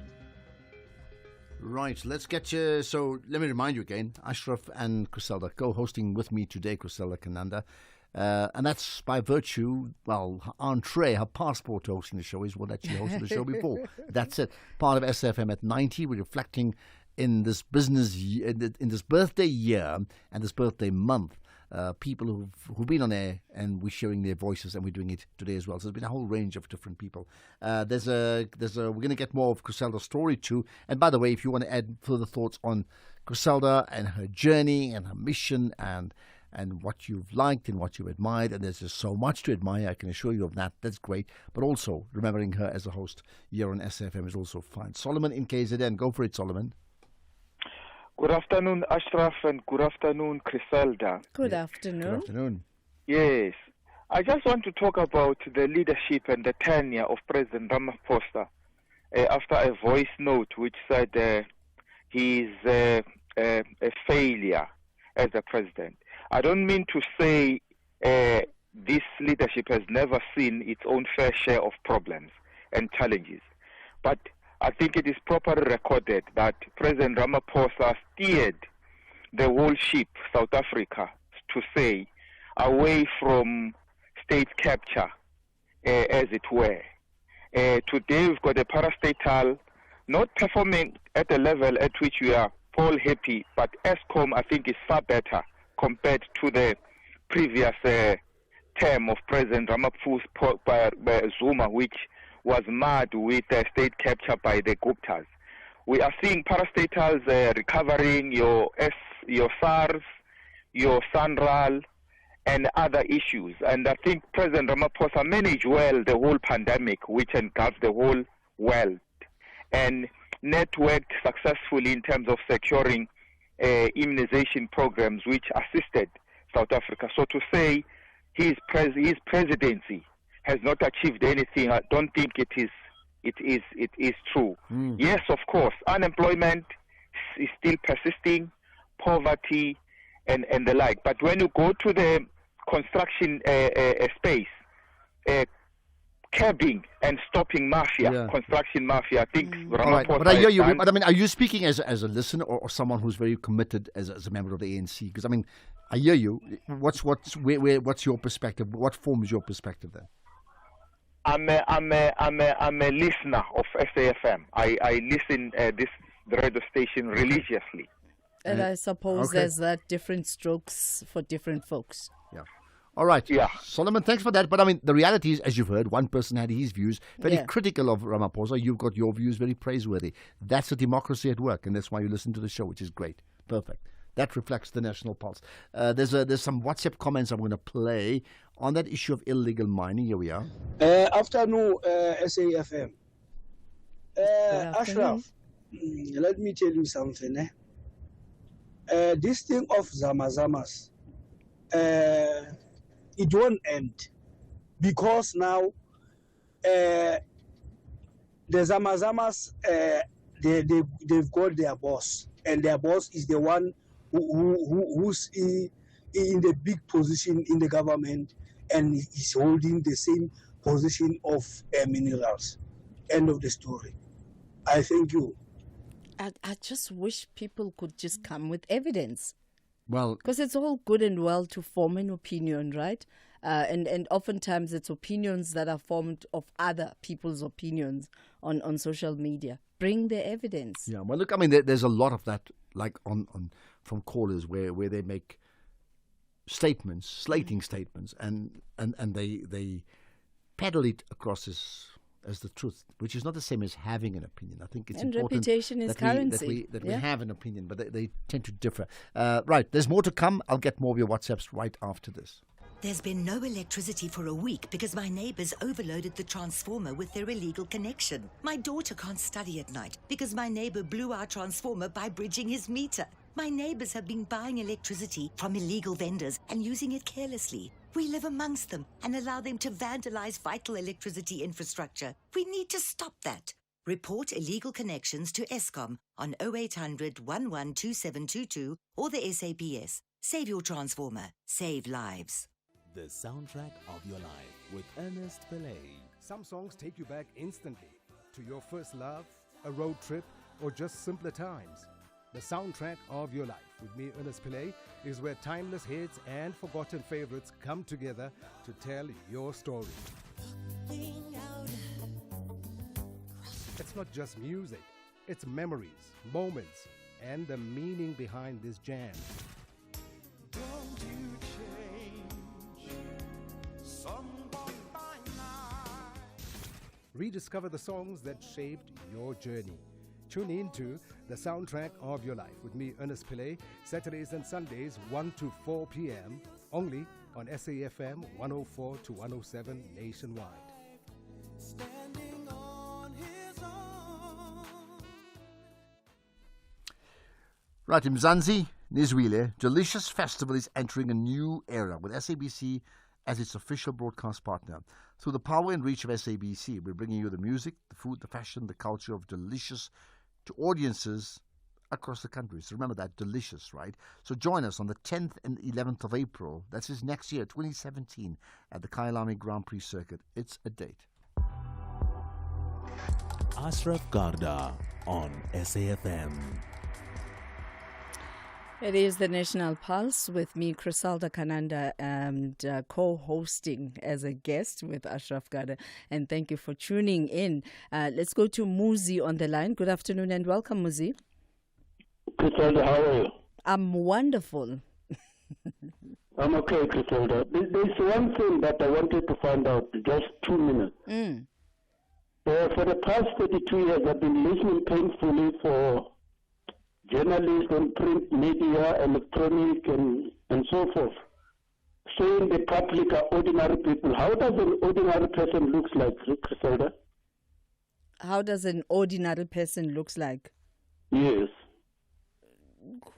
That's a very tricky question. Maybe Ashraf, you have an answer. How does an ordinary person looks like? Because it's just manner of speak. I think an ordinary person looks like me. Seriously. It's and just he manner looks of like you. speak. It depends on the context The difference as well, is Muzi. sometimes some ordinary No, people- Criselda, whenever all of you are interviewing somebody or a politician, you will always say, what about ordinary people? How does ordinary people look like? You always say that, all of you. Can we use maybe a lay person? Which one would you rather we use? A lay person, perhaps? No, because the opposite of ordinary is extraordinary. Because if there's an ordinary people, then there are extraordinary people, which is not there in English vocabulary. So, I'm getting to a point where we get to what would you prefer us regard lay persons? Rather call us the public. I mean, in a decent manner, rather call us the public. Don't call us ordinary people. Well noted. Thank you. Thank you very much for that, Muzi. Okay, there's some WhatsApp comments. You touched on Zama Zama, so let's pick up on that. Okay. Hey, Ashraf. Hey, good afternoon, and to your host, to your visitor there at home. Hey, Ashraf. Hey, where there's smoke, there's fire. There is a boss, and that boss is sitting in government. Let them give Mkwanazi some investigations to do in the Zamazamas, and let somebody in government take his files. You guys will see all the files will come out. That man is dangerous. Who said 122 files can reveal so much in the country? hey, give him Kwanazi the Zama thing. And then let him go put the files in one office and someone takes them. You know what? You must patent your laugh, man. Don't you think so? It's so infectious. You must It reminded me of one of the features we had Really? when I did the lifestyle show on SAFM. We laughed as medicine. And we got people laughing. Yeah. Well, there you are. Okay, look, we've got like 3-4 minutes left. What are the other issues you feel strongly about now? I feel there needs to be intergenerational conversations that are going to lead us to defining what the current challenges are. As I did mention earlier on, that in the past, people knew exactly who the enemy was, and the enemy was clearly defined. But now it looks like you and I. The latter part of the show, we're talking about politics. But I don't see myself as an enemy, not at all, even if they're critical. Like, no, but this is why I'm saying that the enemy looks like you and I, because it's people like you and I who are now, stealing from, which word are we using? Public. Stealing from the public, because we can't say the ordinary people anymore. Stealing from the public, and development is not going to happen until everybody recognizes that we are the ones we are waiting for. Nobody is coming to save you. So this Have to save intergenerational yourself. conversation, where should it take place? I was hoping that that's where the national dialogue would be. What's happened But to the national dialogue? somebody cleverly, I don't know whether it was by design, decided to focus on how much was going to be spent. And therein, the whole thing was lost in us focusing solely on the how much. So I question some of the people who've raised their hands as part of the dialogue, because I don't know if the motivation is the money or really wanting to see South Africa better for all, for once. What about the issue of HIV/AIDS? I mean, something that is what you were prominent for, and you still have that handle, positive GP. Where are we in South Africa? Haven't you seen that we've moved on now? I Monies have. have been made. Monies have been made. It's not an issue anymore. You now have injectables that you can inject twice a year. It's no longer an issue now. What is an issue currently is all the livestock having all kinds of diseases. Conversation for another day. Mouth. All kinds of diseases. What's your take on the other big issue, the issue of immigrants in South Africa? It's a very tricky one, Ashraf, because my last born daughter, her family is in Zimbabwe, and it is real that people must be documented. Unfortunately, it's the system in which we operate in. South Africa can be Jack and Mary of all. We are a developing state. It's just unfortunate that the ones who failed in their democracies are now coming to feed off the little that we don't have for our people. And it's an unfortunate statement to make as an African. But we need to be allowed to just take stock, assess what we meant by ready to govern. Because I don't believe that we understood and knew exactly what that means. We promised free water, free. And when we realized that those things can't be free, we didn't go back to the people and say they can't be free because. All right, so we've got 30 seconds. Do you think government has botched up in the past? Are they managing it fine now or what? For me, what is the alternative? Nobody has knew how to manage South Africa in the democratic environment. It's trial and error. It's learn as you go. Okay. We're going to get you in one of the days to talk about the Thabo Mbeki, Manchu Shabalala MC Mang story about HIV/AIDS. I'll be delighted. In a very serious way.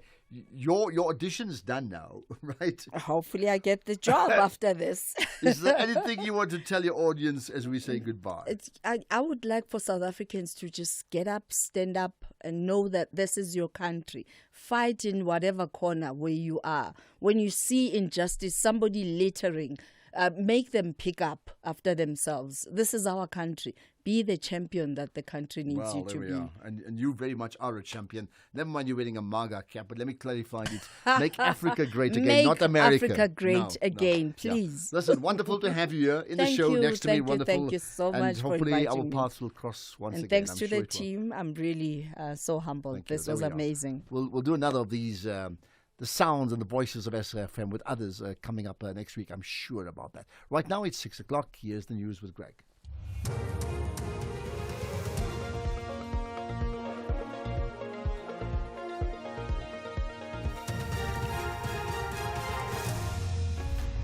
Thank you again, Ashraf. SAA CEO placed on special leave and concern over the suspension of vote counting in Zambia. Good evening.